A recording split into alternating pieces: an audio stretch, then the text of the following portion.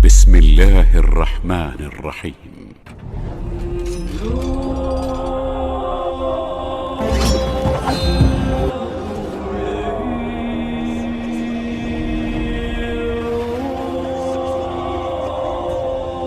The bells and rock.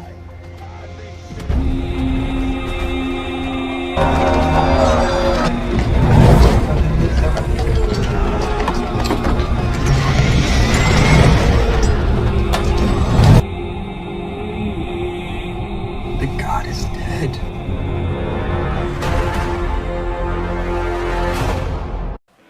Bismillahirrahmanirrahim. Assalamualaikum warahmatullahi wabarakatuh. Innal hamdalillah nahmaduhu wa nasta'inuhu wa nastaghfiruhu wa natubu ilaih wa na'udzu billahi min syururi anfusina wa sayyiati a'malina may yahdihillahu fala mudilla lahu wa may yudlil fala hadiyalah wa asyhadu an la ilaha illallah wahdahu la syarika lah wa asyhadu anna Muhammadan abduhu wa rasuluhu la nabiyya ba'dah. Ya ayyuhalladzina amanu taqullaha haqqa tuqatih wa la tamutunna illa wa antum muslimun. Ya ayyuhan nasu taqu rabbakumul ladzi khalaqakum min nafsin wahidah wa khalaqa minha zawjaha wa batha minhuma rijalan katsiran wa nisaa'a wattaqullaha alladzi tasaaluna bihi wal arham innallaha kana 'alaykum raqiba. Ya ayyuhalladzina amanu taqullaha wa qulu qawlan sadida yuslih lakum a'malakum wa yaghfir lakum dhunubakum wa may yuti'illaha wa rasulahu faqad faza fawzan 'azima amma ba'd. فإن أصدق الحديث كتاب الله وخير الهدى هدى محمد صلى الله عليه وسلم وشر الأمور محدثاتها وكل محدثة بدعة وكل بدعة ضلالة وكل ضلالة في النار. Para hadirin dan hadirat yang dirahmati oleh Allah Subhanahu wa taala, insyaallah pada kesempatan yang berbahagia ini kita akan membahas tentang sejarah Yahudi, yaitu suatu kaum yang luar biasa, ya, bagaimana pembangkangan mereka terhadap Allah Subhanahu wa taala dan pembangkangan mereka terhadap nabi-nabi mereka, yang kita tahu bahwasanya di akhir-akhir ini kaum Yahudi, ya, begitu getolnya untuk membantai saudara-saudara kita yang ada di Palestina. Namun sungguhnya apa yang mereka lakukan terhadap saudara-saudara kita, pembunuhan terhadap orang tua ataupun anak-anak atau para wanita, ya, tanpa pandang bulu, adalah perkara yang lumrah bagi orang-orang Yahudi. Karena orang Yahudi adalah kaum yang sangat bejat, yang memiliki sifat-sifat yang sangat buruk, yang telah Allah sebutkan buruknya sifat-sifat mereka, pembangkangan mereka dalam Al-Quranul Karim, ya, dalam banyak ayat. Ada satu sifat yang sangat menakjubkan yang mereka miliki, yang menunjukkan bejatnya mereka, yang Allah ulang-ulang sifat tersebut, penyebutan sifat tersebut dalam Al-Quran. Sifat tersebut yaitu mereka hobi membunuh para nabi. Wa qatlahumul anbiya, kata Allah, dan mereka membunuh para nabi. Yaqtuluna anbiya Allah, mereka membunuh nabi-nabi Allah Subhanahu wa taala. Qul falima qataltumuhum, kenapa kalian membunuh nabi-nabi tersebut? Ya. Oleh karenanya para hadirin rahmati Allah Subhanahu wa taala, kalau kita perhatikan, maka sifat mereka ini hobinya membunuh para nabi, padahal nabi-nabi tersebut mereka tahu adalah utusan Allah Subhanahu wa taala, lantas mereka nekat membunuh nabi-nabi tersebut. Ya, bagaimana lagi dengan kaum muslimin? Menakjubkan jika ada nabi yang diutus kepada mereka dan tidak sesuai dengan apa yang mereka kehendaki, mereka bunuh nabi tersebut. Kalau kita diutus kepada suatu kaum, suatu kampung tersebut hobinya bunuh ustadz, gimana kira-kira, ya? Susah. Ini kaum hobinya bunuh nabi. Oleh karena disebutkan bagaimana mereka dengan bangga mengaku telah membunuh Nabi Isa. Karena Nabi Isa tatkala diutus kepada mereka tidak sesuai dengan nafsu mereka. Mereka sedang ditindas oleh bangsa Romawi.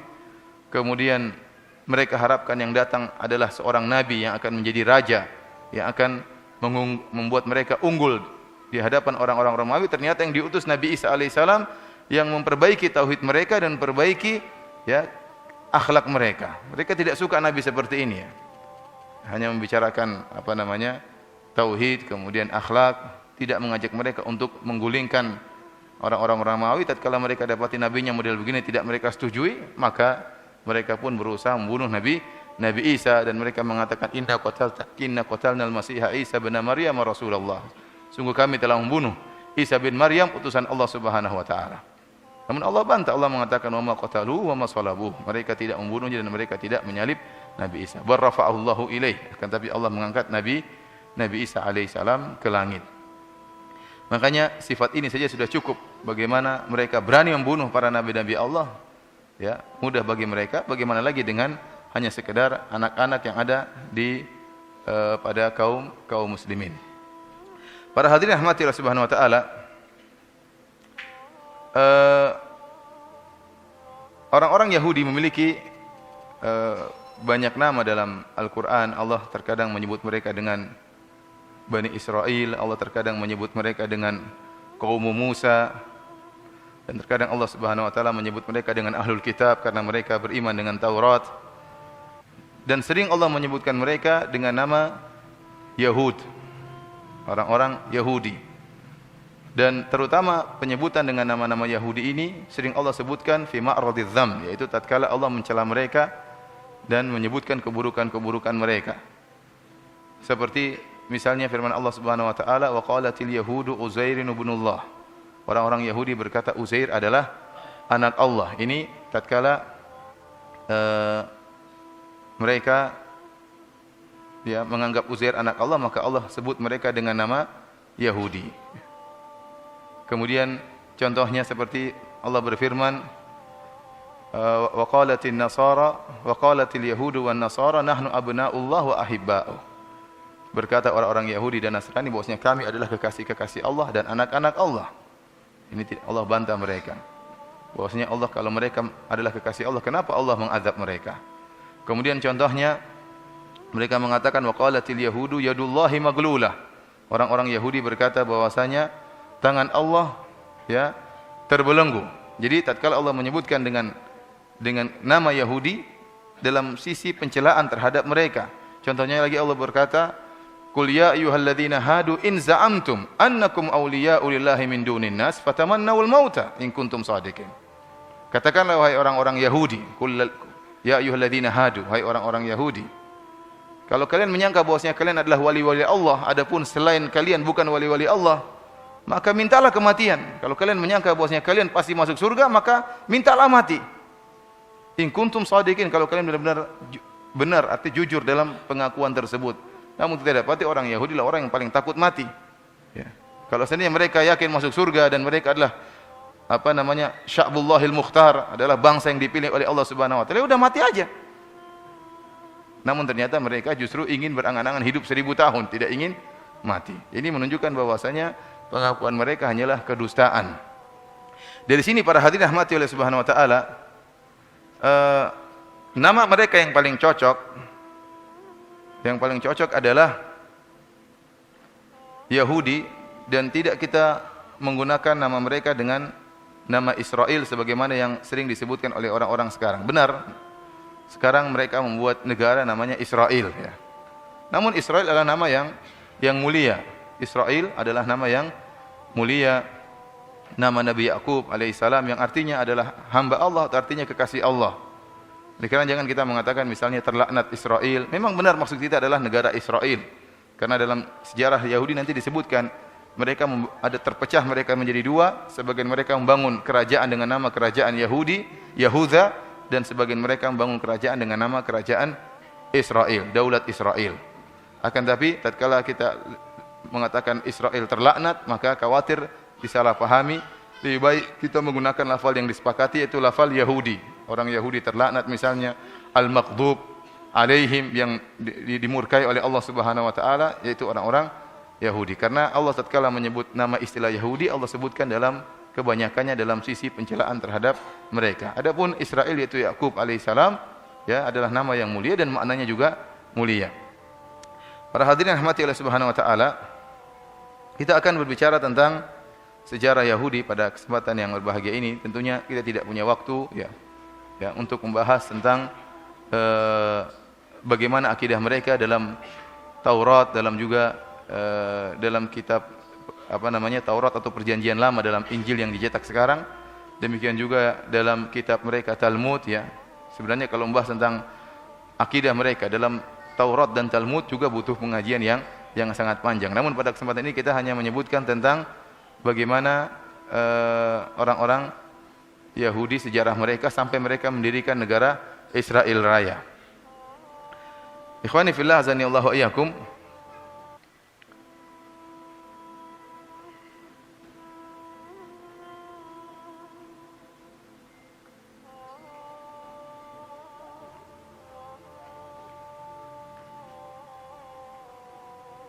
Sebentar ya.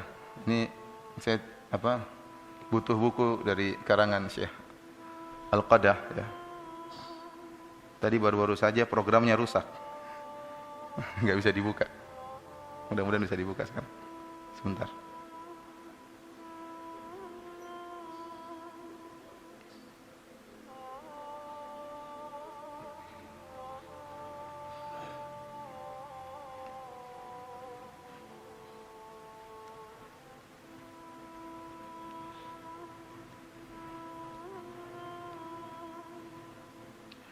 Kita tahu bahwasanya kisah Yahudi, sejarah Yahudi dimulai dari kehidupan Nabi Yakub alaihissalam.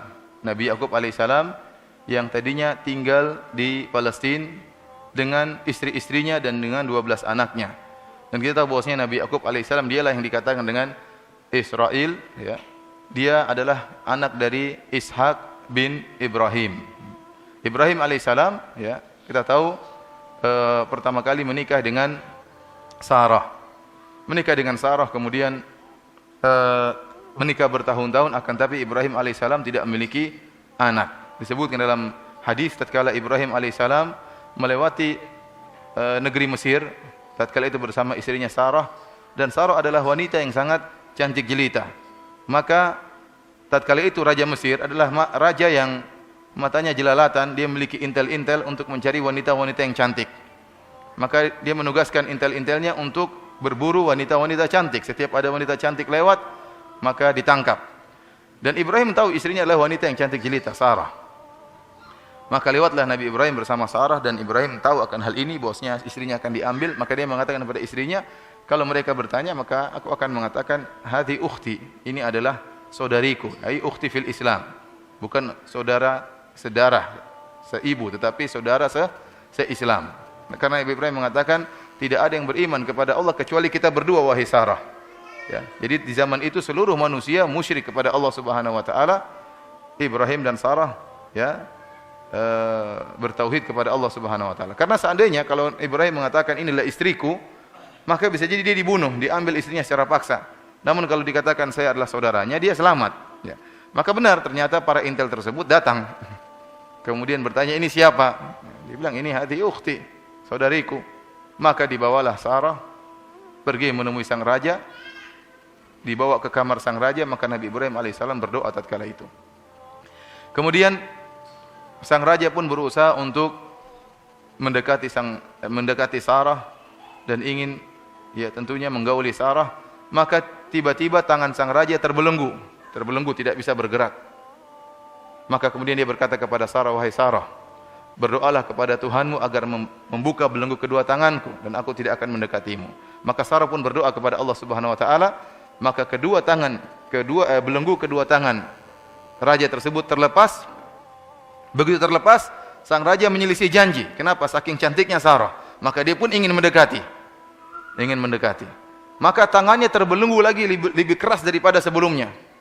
Maka dia bilang, Sarah, taubat saya, berdoa kepada Allah supaya terlepaskan belenggu kedua tangan saya dan saya tidak akan mendekatimu lagi. Sarah berdoa kepada Allah Subhanahu wa taala. Begitu kedua tangannya terbelenggu, dia tidak sabar lagi melihat kecantikan Sarah, dia ingin menerkam Sarah. Ternyata terbelenggu lagi ketiga kalinya. Kemudian kali ini terbelenggunya lebih keras lagi daripada sebelumnya. Maka dia mengatakan, wahai Sarah, berdoalah kepada Allah untuk membuka kepada Tuhanmu untuk membuka belenggu kedua tanganku ini, dan ini terakhir, saya tidak akan lagi mendekatimu. Maka Sarah berdoa, maka terbukalah belenggu kedua tangan sang raja. Kemudian sang raja memanggil anak buahnya, kemudian mengatakan, kalian tidak mendatangkan kepadaku seorang wanita, tetapi kalian telah mendatangkan kepadaku setan perempuan. Maka kemudian Sarah pun dilepas, dan sang raja memberi hadiah kepada Sarah Hajar. Hajar adalah pembantu siapa? Pembantu Sarah. Rupanya para hadirin rahmatillah subhanahu wa ta'ala, setelah itu Nabi Ibrahim pun hidup bersama Sarah, bersama istrinya istrinya Sarah dan pembantunya Hajar. Namun bertahun-tahun tidak juga punya anak. Sarah pun kasihan melihat Ibrahim, suaminya ini menghendaki punya anak, enggak punya anak. Akhirnya dia izinkan Nabi Ibrahim untuk menikahi pembantunya. Siapa? Hajar. Ya. Jadi Sarah mengizinkan suaminya untuk berpoligami, ya tidak? Loh, ketawa semua. Akhirnya setelah itu menikah dengan Hajar. Hajar punya anak, siapa? Ismail. Tatkala punya anak Ismail, kemudian Sarah pun cemburu. Akhirnya Nabi Ibrahim alaihissalam membawa Hajar bersama putranya Ismail ke Mekah, diletakkan di Wadin ghairi dzi zar'in inda baitikal muharram, sebuah lembah yang tidak ada tanamannya sama sekali, dekat Ka'bah, dekat tempat akan dibangunnya Ka'bah. Kemudian akhirnya tidak lama kemudian Sarah pun punya anak. Siapa namanya? Ishak. Ishak ini nanti punya anak, di antaranya adalah Yakub. Yakub alaihissalam, dia yang disebut dengan Israel. Kemudian Yakub ini juga akhirnya punya 4 orang wanita. Dari 4 orang wanita ini dia memiliki 12 anak. Dari 4 orang wanita dia memiliki 12 anak. Dan ini termaktub dalam perjanjian lama, dalam Injil. Yaitu dalam Alkitab perjanjian lama, kitab Kejadian 22b ayat ke-26. 4 istri Yakub, yang pertama adalah Lea. Dia memiliki 6 orang anak, yaitu Ruben, Simon, Lawi, Yehuda, Isakhar, dan Zebulon. Anaknya berapa? 6 orang. Istri yang kedua namanya Rahil. Dan ini merupakan dia punya 2 orang anak saja, yaitu Yusuf dan Binyamin. Jadi Yusuf dan Binyamin ini satu ibu kandung. Oleh karenanya 2 orang ini dimusuhi oleh 10 orang lainnya, sebagaimana dalam surat Yusuf, karena lain ibu. Yang ketiga Zilfa, yang merupakan ibu dari Ghad dan Asyir. Dan yang wanita keempat namanya Bilhah, yang merupakan anak ibunya dari anaknya 2 orang namanya Dan, kemudian Naftali. Ini termaktub dalam perjanjian lama, Injil yang dicetak sekarang ini. Para hadirin rahmatillah subhanahu wa taala, ya, ini dalil bahwasanya, ini sekedar intermezzo, bahwasanya orang-orang kafir yang mereka memerangi poligami, mereka mengatakan Rasulullah SAW Muhammad adalah rajulun syahwani, seorang yang memiliki hawa nafsu, ingin punya istri banyak. Kemudian atau kaum muslimin Islam adalah syariat yang ingin memuaskan syahwat para lelaki, membolehkan istri lebih dari 1. Kita katakan bahwasanya poligami sudah ada di syariat-syariat sebelum Nabi Muhammad SAW. Poligami bukanlah merupakan produk baru Islam, tapi dia sudah ada sejak zaman dahulu. Sebagaimana dalam kitab suci kalian, seperti Nabi Yakub alaihissalam, ternyata istrinya ada berapa? 4. Kemudian Nabi Ibrahim alaihissalam, istrinya bukan cuma 2, bukan cuma Sarah dan Hajar. Disebutkan dalam kitab perjanjian lama. Ya. Saya bacakan teksnya dalam perjanjian lama, kitab Kejadian 25 ayat 1 sampai ayat 2. Abraham mengambil pula seorang istri namanya Ketura. Siapa? Ketura. Perempuan itu melahirkan baginya Zimron, Yoksan, Medan, Midian, Ishbak, dan Suah. Ya, jadi Nabi Ibrahim istrinya bukan cuma 2 ya. Itu satunya lagi siapa? Ketura. Jadi ini perkara ya, bukan perkara yang baru tentang masalah poligami, bukan produk baru Islam, tapi dia sudah ada. Sebelum lagi kita bicara tentang Nabi Sulaiman alaihissalam yang istrinya banyak, Nabi Daud alaihissalam yang istrinya apa? Banyak. Maka kenapa kalian kemudian mencela syariat poligami seakan-akan dia syariat yang terhina, padahal tidak. Nabi-nabi kalian terdahulu juga telah melakukan poligami. Kita kembali kepada sejarah Nabi Bani Israel. Maka Yakub alaihissalam punya anak 12 ya. Maka terjadi kecemburuan di antara anak-anak tersebut. Ternyata Yakub alaihissalam menyayangi Yusuf dan Binyamin. Yusuf wa akhuhu ahabbu ila abina minna wa nahnu usbah. Mereka mengatakan, kok bisa ayah kita lebih cinta kepada Yusuf dan saudaranya Binyamin, padahal kita lebih banyak. Dan benar, Yusuf dan Binyamin cuma dua orang bersaudara satu ibu, sementara yang lain tadi ada yang 6, ada yang berapa, jadi gabung. Mereka gabung kemudian membenci Yusuf dan Binyamin, cemburu.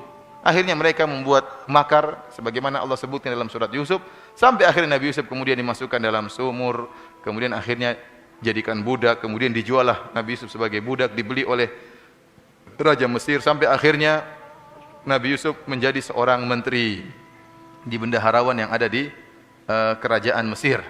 Dan disinilah awal dari sejarah Bani Israel.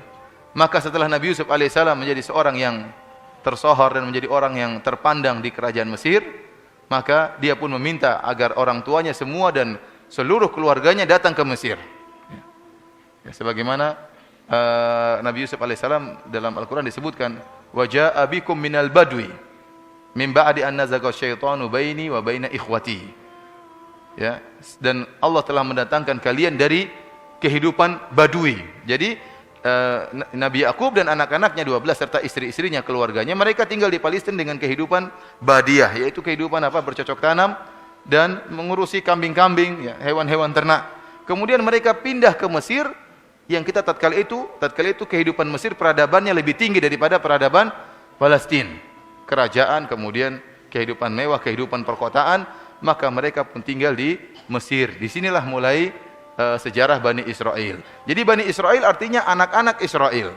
Anak-anaknya Israel. Bahasa Arab Banu artinya anak-anak. Israel yaitu Yakub alaihissalam. Berarti Bani Israel 12 itulah yang disebut dengan Bani Israel. Seluruh orang-orang Yahudi keturunan dari 12 orang ini.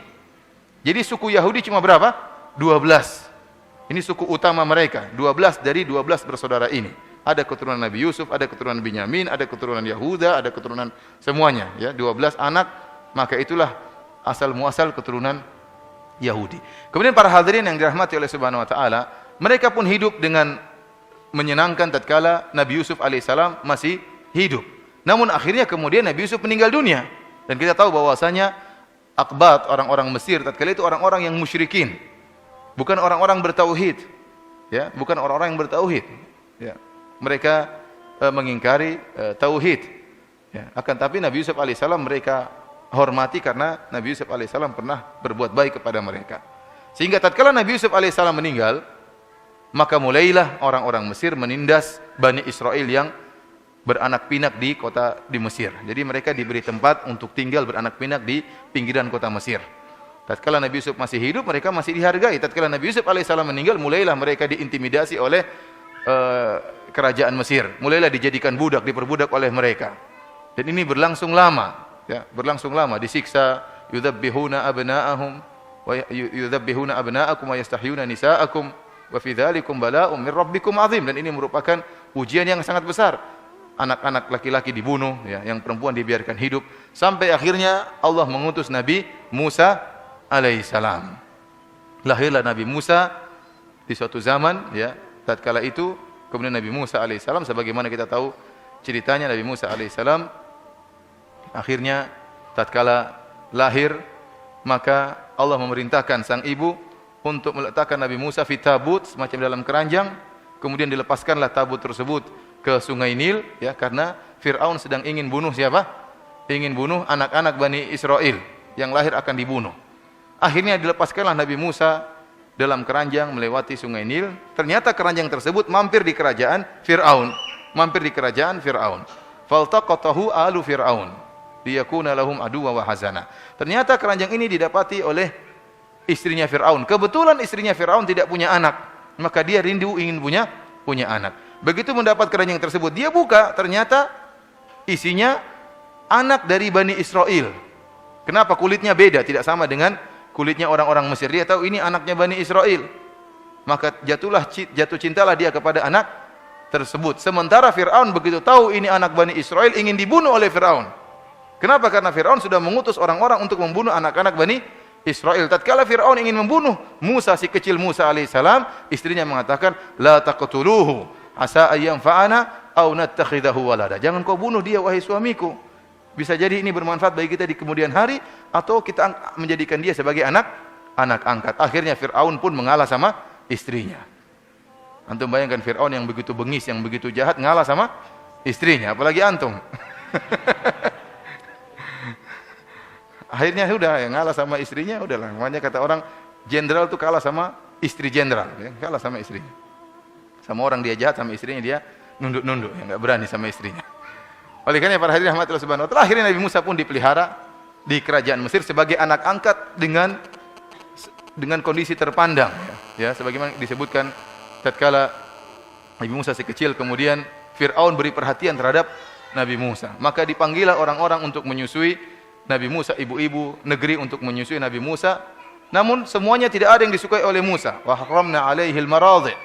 Allah menjadikan Nabi Musa tidak suka dengan semua, ya, susuan dari ibu-ibu negeri tersebut. Disusuin Musa enggak enak, semuanya enggak enak. Sampai akhirnya datang ibu aslinya. Tatkala ibu Nabi Musa datang, maka Nabi Musa pun cocok. Kemudian dia pun menyusui dari ibunya. Maka Allah mengatakan faraja'naka ila ummika kai taqra ainuha wa la tahzan. Kami pun mengembalikan engkau kepada ibumu. Akhirnya ibunya pun dijadikan pekerja oleh Fir'aun untuk menyusui Musa, padahal ibunya sendiri. Maka berpindahlah ibu Nabi Musa ke kerajaan Fir'aun, hidup dengan penuh kemewahan, dihormati, dan Nabi Musa pun tumbuh dengan dihormati. Fir'aun tidak sadar bahwasanya dia sedang memelihara singa yang akan memakan dia. Dia tidak sadar. Akhirnya terjadi apa yang terjadi? Nabi Musa alaihissalam kemudian akhirnya diangkat oleh Allah Subhanahu wa taala menjadi seorang rasul. Kemudian Nabi Musa alaihissalam mendakwahi Fir'aun. Kisahnya panjang sebagaimana pernah saya ceritakan dalam kajian tersendiri tentang kisah Nabi Musa. Akhirnya Fir'aun pun menentang Nabi Musa, dan Allah Subhanahu wa taala menurunkan banyak mukjizat kepada Nabi Musa. Saya tidak tahu ada seorang nabi yang diberikan mukjizat paling banyak seperti Nabi Musa alaihissalam. Walaqad ataina Musa 9 ayatin bayyinatin fas'al bani Israil idz ja'ahum. Sungguh kami telah berikan kepada Nabi Musa 9 ayat, 9 mukjizat. Banyak sekali mukjizat Nabi Musa alaihissalam, mulai dari tongkat yang dilemparkan menjadi ular, dan ini disaksikan oleh orang-orang Mesir dan disaksikan oleh Bani Israel bagaimana tongkat Nabi Musa menjadi ular betulan dan makan ular-ular yang kecil. Kemudian Nabi Musa tatkala mengeluarkan tangannya maka keluar cahaya. Bayangkan, zaman dahulu enggak ada lampu, ya. Tahu-tahu keluar cahaya, ini kan mukjizat luar biasa, keluar cahaya dari apa? Tangan Nabi Musa alaihi salam. Kemudian tatkala Fir'aun ngeyel dan membangkang, maka kemudian Allah berikan ujian-ujian kepada Fir'aun, ya. Tufan, diberikan angin tofan tersebut masuk ke negeri Mesir, menghancurkan sawah ladang orang-orang Mesir, sementara sawah ladang Bani Israel selamat semuanya. Ini kan mukjizat yang dilihat. Saya katakan, saya memfokuskan bukan cuma kepada pengikut Fir'aun. Demikian juga Bani Israel. Bani Israel juga menyaksikan semua mukjizat tersebut. Menyaksikan bagaimana angin tofan dikirimkan oleh Allah Subhanahu wa taala menghantam ladang-ladangnya orang-orang Mesir, sementara ladangnya Bani Israel selamat. Kemudian apa? Wal jarat. Kemudian Allah kirimkan juga belalang memakan tanaman-tanaman orang-orang Mesir, sementara tanaman Bani Israel selamat. Ini menakjubkan, mukjizat. Wal qummal wad dhafadi. Kemudian Allah kirimkan kutu-kutu mengganggu mereka, orang-orang Bani Israel selamat. Kemudian Allah kirimkan kodok-kodok, banyak sekali kodok. Sampai disebut oleh tafsir bahwasanya kodok tersebut berhamburan di tempat-tempatnya orang Mesir. Sampai orang Mesir tidak berani buka mulut. Kalau mereka mangap gini, langsung kodoknya masuk. Jadi mereka enggak berani. Mereka bilang, Musa tolong nih, hilangkan kodok-kodok ini. Mereka ngeyel. Allah berikan darah. Sungai mereka yang mengalir di bagian Bani Israel jadi darah, sementara di kaum Fir'aun jadi darah, sementara di Bani Israel tetap air segar. Ini semua mukjizat yang dilihat oleh Fir'aun dan juga dilihat oleh Bani Israel. Intinya Fir'aun tetap tidak beriman kepada Nabi Musa dengan kesombongannya, maka Fir'aun ingin membunuh Nabi Musa dan ingin membunuh kaumnya, maka Allah Subhanahu wa taala memerintahkan Nabi Musa untuk membawa kabur Bani Israel. An asri bi ibadi fadrib lahum tariqan fil bahri yabasa la takhafu daraka wa la takhsha. Maka Nabi Musa pun keluar di malam hari bersama Bani Israel. Di malam hari keluar meninggalkan kota Mesir, yang di situ ada orang tua, ada anak-anak, ada wanita. Kenapa? Karena ingin dikejar oleh Fir'aun. Orang-orang Yahudi sekarang ini, mereka dalam sejarah mereka mengatakan jumlah Bani Israel yang keluar pada waktu itu dari Mesir untuk meninggalkan Mesir yang dibawa oleh Nabi Musa, jumlahnya sekitar 600.000 orang atau 700.000 orang. Jumlahnya sekitar berapa? 700.000 orang. Namun ini dibantah oleh para ulama karena mereka mengatakan waktu Yakub dan anak-anaknya masuk ke Mesir, jumlah mereka 70. Jadi Yakub, istri-istrinya, anak-anaknya, ya mungkin ada keluarganya, tante-tantenya, ada keponakannya, semuanya 70 orang waktu pertama kali masuk di Mesir. Kemudian disebutkan oleh ahli sejarah Yahudi, Yakub dan anak-anaknya tinggal di Mesir dalam waktu sampai zaman Nabi Musa, sampai Nabi Musa keluar itu jarak hidup mereka 450 tahun, sekitar 450 tahun. 450 tahun kira-kira 5 generasi. Kira-kira 5 generasi atau 6 generasi. Maka mustahil dari bilangan 70 kemudian menjadi 700.000 dalam waktu 6 generasi atau 5 generasi. Berarti satu orang punya anak banyak ya, sampai bisa dari 70 menjadi berapa? 700.000. Berarti berapa kali Pak tuh 70 sampai 700.000? 70 10.000 ya. 10.000 kali lipat. Jadi dalam waktu 5 generasi satu orang sudah bisa berkembang menjadi 10.000. Ini mustahil. Kenapa? Orang-orang Yahudi ingin menggambarkan bahwasanya kami itu banyak sekali. Kami itu banyak sekali. Kami bukan kaum yang sedikit. Kenapa? Karena kita dapati sekarang orang-orang Yahudi yang ada sekarang di Israel modelnya bermacam-macam. Asalnya orang Yahudi mereka adalah kaum yang menjaga bangsa mereka, tidak mau menikah dengan bangsa luar. Namun tatkala mereka musyattatin, tatkala mereka ditindas sehingga mereka berpencar-pencar ke berbagai macam negara dan daerah, akhir terjadi pernikahan dengan bangsa-bangsa lain. Ya, Yahudi lelaki menikah wanita dari yang lain, kemudian wanita Yahudi dinikahi oleh apa? Lelaki dari bangsa lain, sehingga akhirnya muncullah Yahudi model baru. Ada yang pirang, ada yang hitam, ada yang negro, ada yang sipit, ada yang ini. Ya, Yahudi sekarang berbagai macam modelnya. Sehingga kesucian unsur, kemurnian unsur Yahudi sekarang ya masih diragukan oleh para ulama kaum muslimin, diragukan. Namun mereka ingin mengesankan semua yang untuk membela mereka tidak jadi masalah. Yang penting entah bapaknya Yahudi, ibunya Yahudi, yang penting masuk dalam kerajaan kita. Dan mereka mengatakan kita asalnya banyak. Ya di mana-mana ada Yahudi. Namun yang benar tatkala mereka keluar dari Mesir tidak mungkin sampai 700.000 orang, dan itu jumlah yang sangat banyak di zaman tersebut. Jumlah yang sangat banyak di zaman tersebut. Bagaimana belum lagi ada anak-anak dan orang tua, bagaimana kemudian mereka bisa berjalan dalam waktu yang cepat, dan ini perkara yang sulit dibayangkan. Kemudian Fir'aun di pagi hari atau di siang hari tahu bahwasanya Bani Israel sudah keluar, ya maka Fir'aun pun mengejar Musa dan pengikutnya. Kedapatannya di mana? Di Laut Merah. Kedapatannya di Laut Merah tatkala kedua kelompok saling melihat, yang Allah Subhanahu wa taala sebutkan dalam Al-Qur'an dalam surat Asy-Syu'ara. Kata Allah Subhanahu wa taala, "Falamma tara al-jam'ani qala ashabu Musa inna lamudrakun." Tatkala dua kelompok sudah saling melihat, kelompoknya Fir'aun dan kelompoknya Musa sudah saling melihat, maka tatkala itu mulai muncul ngayal pertamanya Bani Israel. Bani Israel ini kelompok yang paling ngayal, bangsa yang paling ngayal. Nanti akan kita sebutkan. Padahal Nabi Musa mukjizatnya sangat banyak. Namun mereka selalu ragu dengan Nabi Musa, selalu ngayal. Di antara bentuk ngayalan pertama, begitu saling melihat antara kelompok Fir'aun dengan kelompok Nabi Musa, qala ashabu Musa, maka berkatalah para pengikut Nabi Musa, inna lamudrakun, kita bakalan ketangkap wahai Musa. Kenapa di hadapan mereka ada Laut Merah, sementara di belakang mereka ada pasukan Fir'aun? Mau lari kemana kita? Para ulama menyebutkan mereka mengejek Nabi Musa. Mana Musa? Katanya Tuhanmu akan menyelamatkan kita. Sekarang mau kemana? Innalah mudrakun, kita bakalan ketangkap. Jadi mereka mengucapkan kalimat tersebut dengan kondisi mengejek Nabi Musa alaihissalam. Maka Nabi Musa membantah, kata Nabi Musa, kalla inna ma'iya rabbi sayahdin. Sekali-sekali tidak. Mereka tidak akan menangkap kita karena bersamaku Rabbku, dan dia akan beri petunjuk kepadaku. Akhirnya Nabi Musa alaihissalam diperintahkan oleh Allah untuk memukulkan tongkatnya ke Laut Merah. Dan ini dilihat oleh Bani Israel. Ini saya ingin sampaikan bahwasanya Bani Israel melihat mukjizat yang luar biasa yang ada pada Nabi Musa alaihissalam. Maka Nabi Musa pun memukulkan tongkatnya. Begitu dipukulkan tongkatnya, maka laut pun terbuka. Fanfalaqa fakana kullu firqin kataudil azim.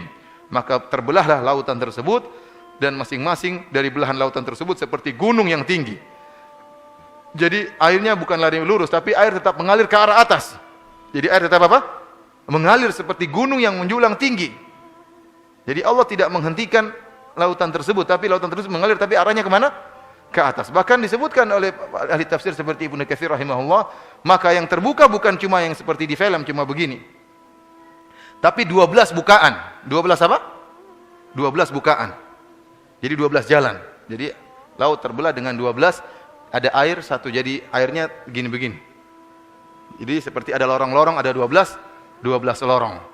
Kemudian juga kata Ibnu Katsir rahimahullah, 12 lorong tersebut dan air yang menghalangi lorong satu dengan lorong yang lainnya seperti syubak, apa namanya bahasa Indonesia ini?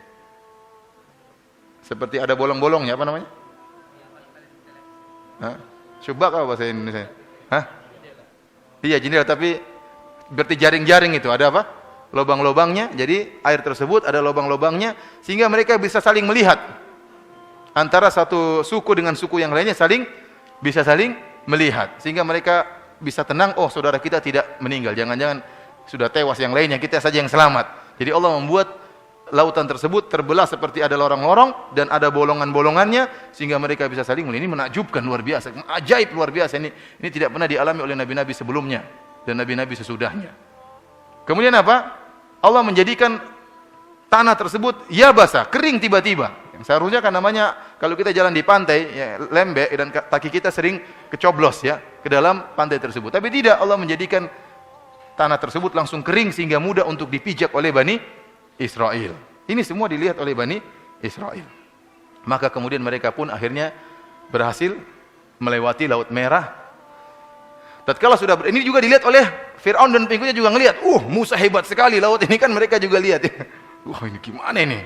Laut terbelah kemudian jadi 12 lorong masuk semua. Begitu sampai di ujung, Nabi Musa ingin memukulkan tongkatnya ke lautan supaya laut kembali lagi. Allah tegur. Kata Allah, "Watrukil bahra rahwan innahum jundum mughraqun." Biarin air, jangan dipukul, biarin aja, mereka akan tenggelam. Allah punya skenario sendiri, Allah punya rencana. Dan benar, jadi lautan masih tetap terbuka, enggak tertutup. Tatkala itu Fir'aun dan bala tentaranya bingung, masuk atau tidak ini. Bingung. Akhirnya Fir'aun bilang, "Masuk." Kata mereka, "Oh, kamu dulu, kamu kan Tuhan di luar." Intinya ahli tafsir, sebagian ahli tafsir mengatakan demikian. Jadi terjadi dialog antara Fir'aun dengan apa? Bala tentaranya. Akhirnya Fir'aun tajallada, dia pun gimana lagi, harus jalan. Saat itu dia keangkuhan, dia kan angkuh, dia tidak ingin rendah di hadapan apa? Di hadapan kaumnya. Kalau dia mundur, "Oh, kamu bukan Tuhan," berarti selama ini bisa dibunuh sama kaumnya. Akhirnya dia tajallada, kata Ibnu Katsir, dia pun pede, kemudian dia nekat. Padahal dia tahu dia bakalan mampus. Tapi keangkuhan itu mahal. Maka dia pun jalan, masuk ke dalam. Begitu masuk dalam lautan, ternyata betul, lautan tidak tertutup. Maka dia menipu kaumnya, dia mengatakan, "Lihat, lautan tunduk kepadaku." Wah, benar ini. Akhirnya dia masuk, semuanya ikut masuk. Begitu sampai dalam, dipukullah tongkat Nabi Musa ke lautan tersebut. Maka terbunuhlah mereka semua. Tewaslah mereka semua, tidak seorang pun yang tersisa. Lihat, ini sekarang Bani Israel, orang-orang Yahudi melihat bagaimana istilah kita saktinya Nabi Musa alaihissalam. Bagaimana itu tongkatnya begitu sakti, luar biasa. Setelah mereka selamat, disebutkan oleh Ibnu Katsir dan para ahli tafsir yang lain, timbullah ngayal berikutnya. Ini Bani Israel ini isinya ngayal doang. Ini bilang, "Ya Musa, jangan-jangan Fir'aun belum mati." Jangan-jangan Fir'aun belum mati. Ya. Kita Fir'aun masuk di lautan, mungkin jalan-jalan ketemu Nyi Roro Kidul atau gimana. Mereka bilang Fir'aun jangan-jangan belum mati. Maka Nabi Musa pun berdoa kepada Allah agar diselamatkanlah jasad Fir'aun. Maka Allah berfirman, "Fal yauma nunajjika bi badanika litakuna liman khalfaka ayah. Wa inna katsiran minan nasi an ayatina laghafilun." Maka kami pada hari ini pun menyelamatkan jasad Fir'aun. Maka jasad Fir'aun pun diselamatkan oleh Allah untuk dilihat oleh Bani Israel. Tuh, sudah tewas Fir'aun. Baru mereka percaya. Ya. Para ikhwan yang dirahmati Allah Subhanahu wa taala, kita lanjutkan. Jadi setelah mereka lolos dari kejaran Fir'aun, apa yang mereka lakukan orang-orang Yahudi?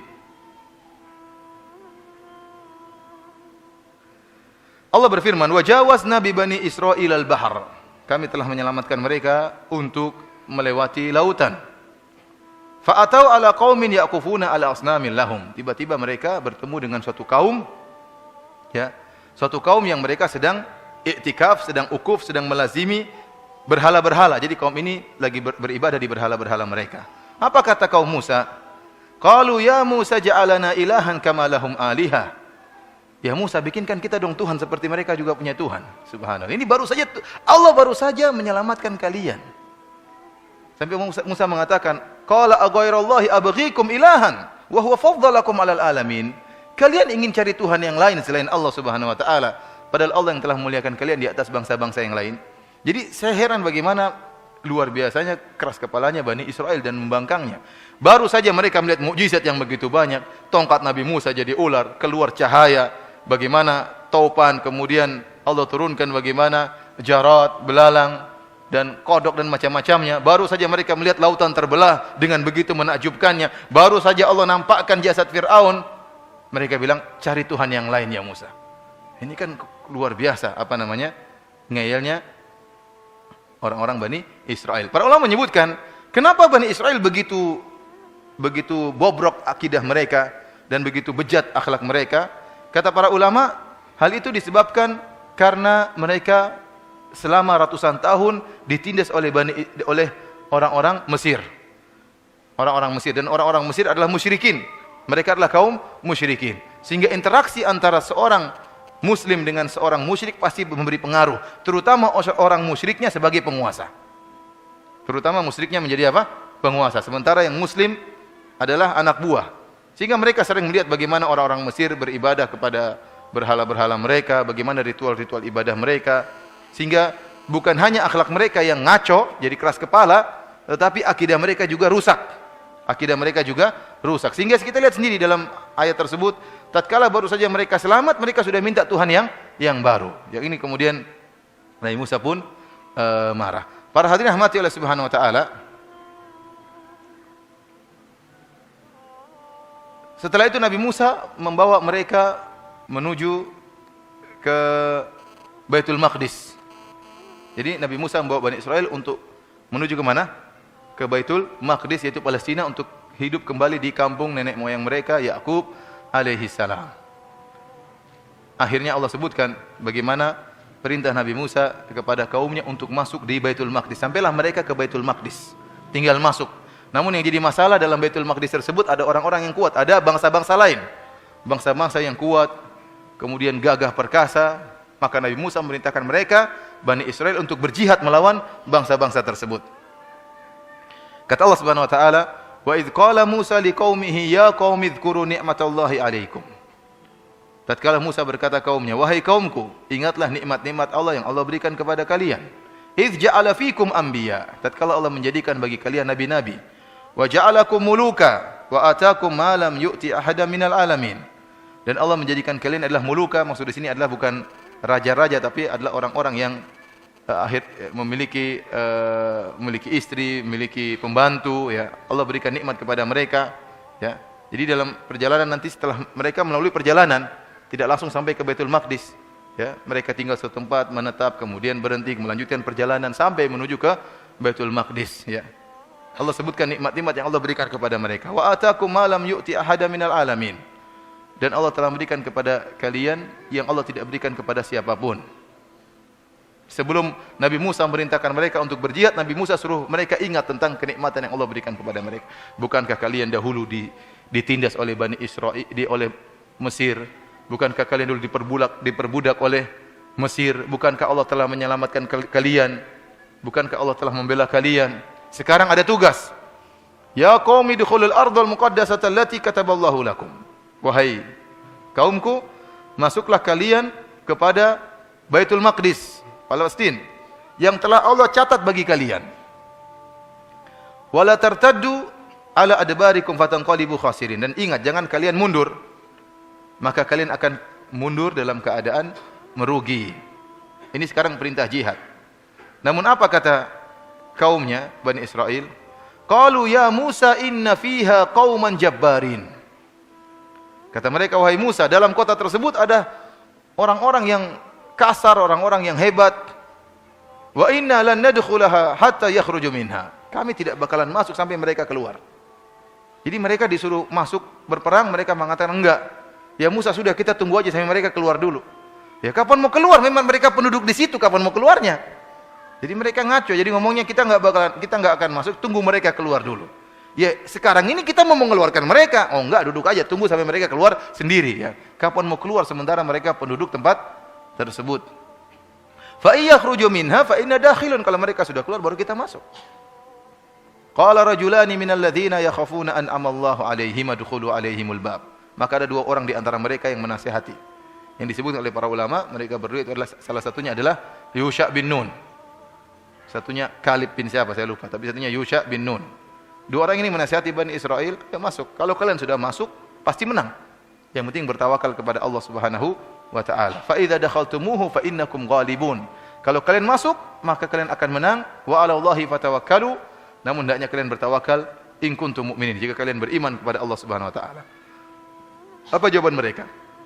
Qalu ya Musa, inna lan nadkhulaha abadan ma damu fiha. Ya Musa, kita tidak bakalan masuk selamanya sementara mereka masih di situ. Orang-orang hebat itu masih di situ, orang-orang besar itu masih di situ, kita enggak bakalan masuk. Fadhhab anta wa rabbuka faqatila inna hahuna qa'idun. Kalau kau ingin perang, kau saja sama Allah pergi perang, kita nunggu di sini. Ini luar biasa kurang ajarnya apa namanya? Bani Israel ya. Membangkang sama nabi mereka. Itu padahal nabi mereka, Nabi Musa yang mereka hormati, yang mereka bangga-banggakan. Namun mereka kurang ajar sama Nabi Musa. Kalau mau perang sudah kau sama Allah, kita nunggu di sini. Cukup. Maka Nabi Musa mengatakan, qala rabbi inilah amliku illa nafsi wa akhi, fafruq bainana wa bainal qaumil fasikin. Tatkala Nabi Musa pun berdoa, ya Allah, aku tidak bisa mengatur kecuali diriku dan saudaraku Harun. Maka pisahkanlah aku, ya, kami dari kaum yang fasik. Maka Allah mengatakan, qala fa innaha muharramatun alaihim arba'ina sanatan yatihuna fil ard fala ta'sa 'alal qaumil fasiqin. Maka Allah mengatakan sungguhnya Baitul Maqdis menjadi haram bagi mereka selama 40 tahun, kemudian mereka tersesat di atas muka bumi ya, dan mereka tidak bisa keluar dari kesesatan tersebut. Jadi Allah membuat mereka berputar-putar. Mereka di suatu tempat berusaha untuk keluar tapi kayaknya muter-muter di situ aja. Mereka ingin ke Baitul Maqdis enggak bisa sampai. Allah hukum mereka karena mereka tidak mau berjihad. Para hadirin dan hadirat yang dirahmati Allah Subhanahu wa taala, Ibnu Katsir menyebutkan banyak ahlu tafsir yang menyebutkan tentang kisah siapa Jabbarin tersebut. Yang benar mereka adalah orang-orang biasa, manusia-manusia biasa dari bangsa-bangsa yang lain selain bangsa Bani Israel. Adapun perkataan sebagian orang bahwasanya yang ada dalam tersebutlah orang-orang raksasa, ya. Orang-orang raksasa, di antaranya ada namanya Uq bin Nuk atau Auj bin Nuk gitu. Maknanya namanya aneh ya. Seorang raksasa yang ada di dalam Baitul Maqdis di kampung tersebut yang tingginya 3.333 sepertiga hasta. Tingginya berapa? 3.333 sepertiga hasta. Kalau satu hasta itu kira-kira setengah meter, ini satu hasta. Berarti kalau 3.300 kira-kira tingginya 2 kilo lah.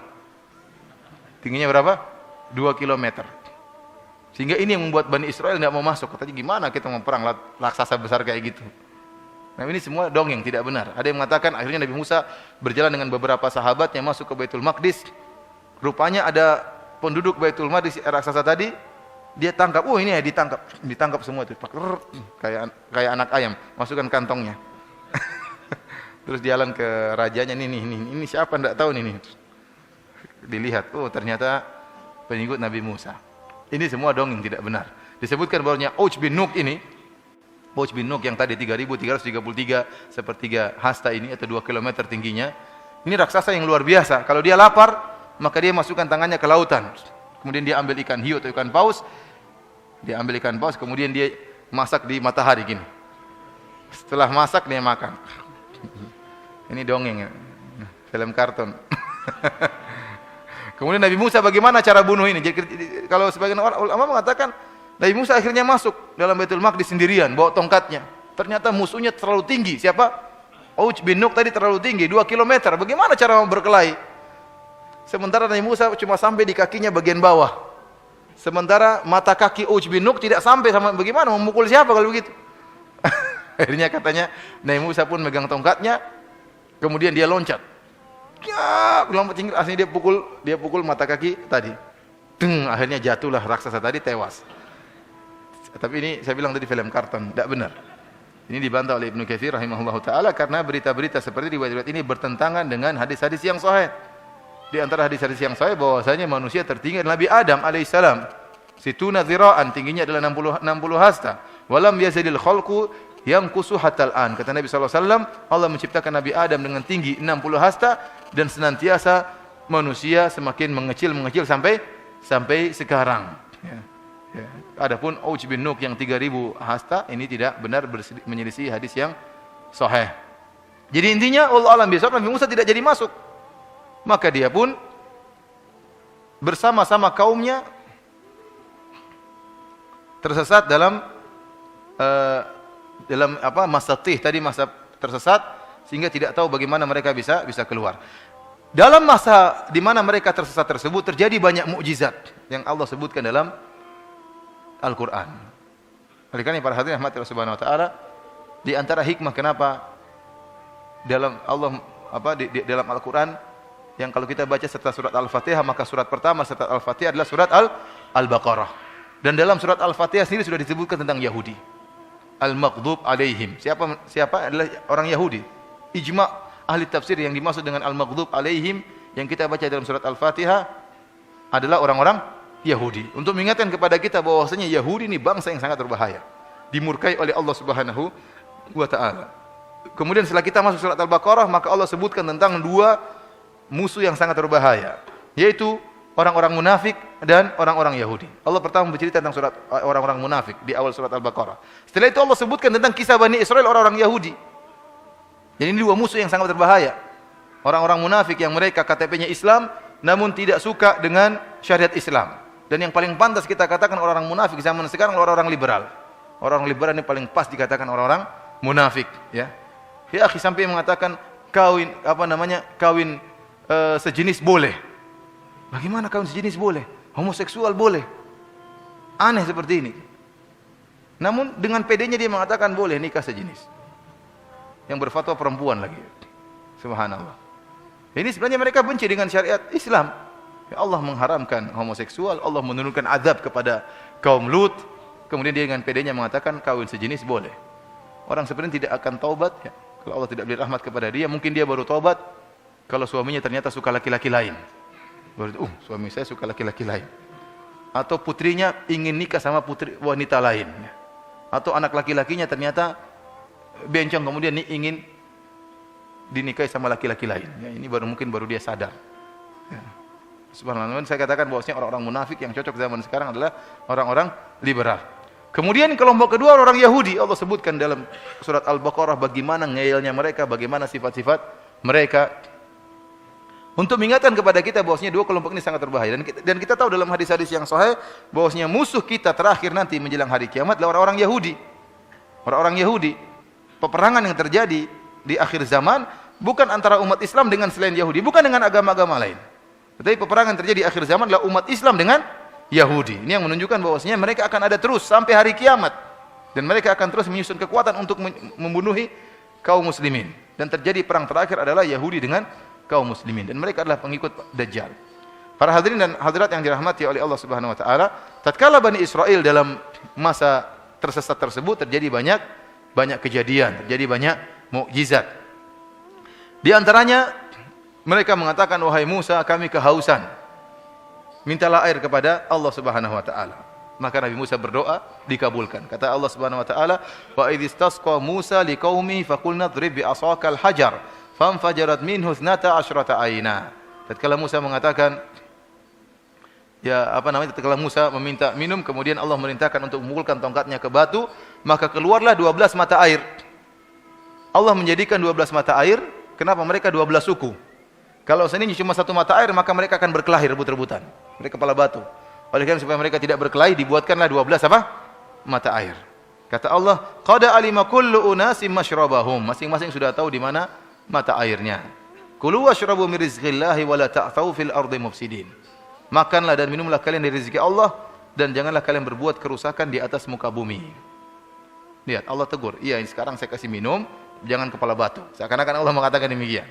Kulu washrabu min rizqillahi wa la ta'thaw fil ardi mufsidin. Seakan-akan Allah mengatakan, makanlah dan minumlah kalian, ingat jangan kepala batu.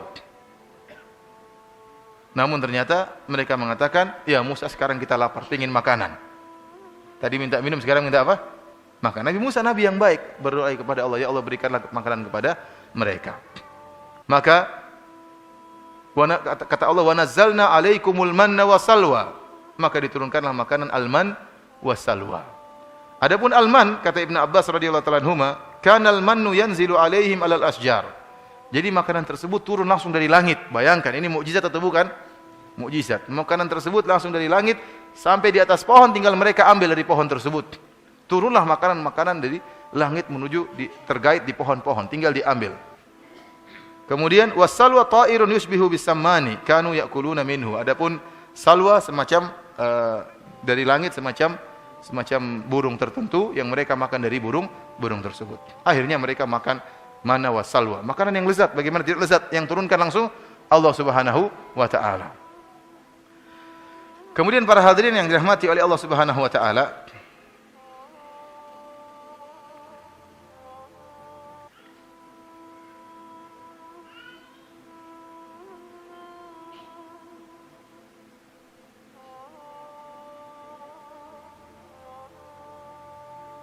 ternyata mereka bosan dengan manna wassalwa.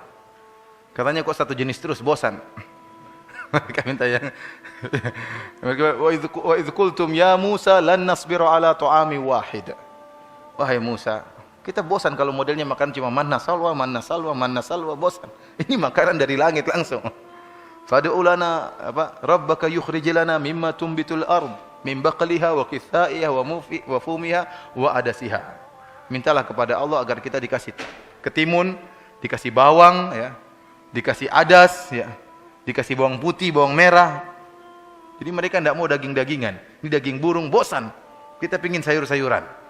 Ini jadi kurang ajar apa namanya? Kita bilang sama. Jadi mereka caranya sombong gitu, maksudnya.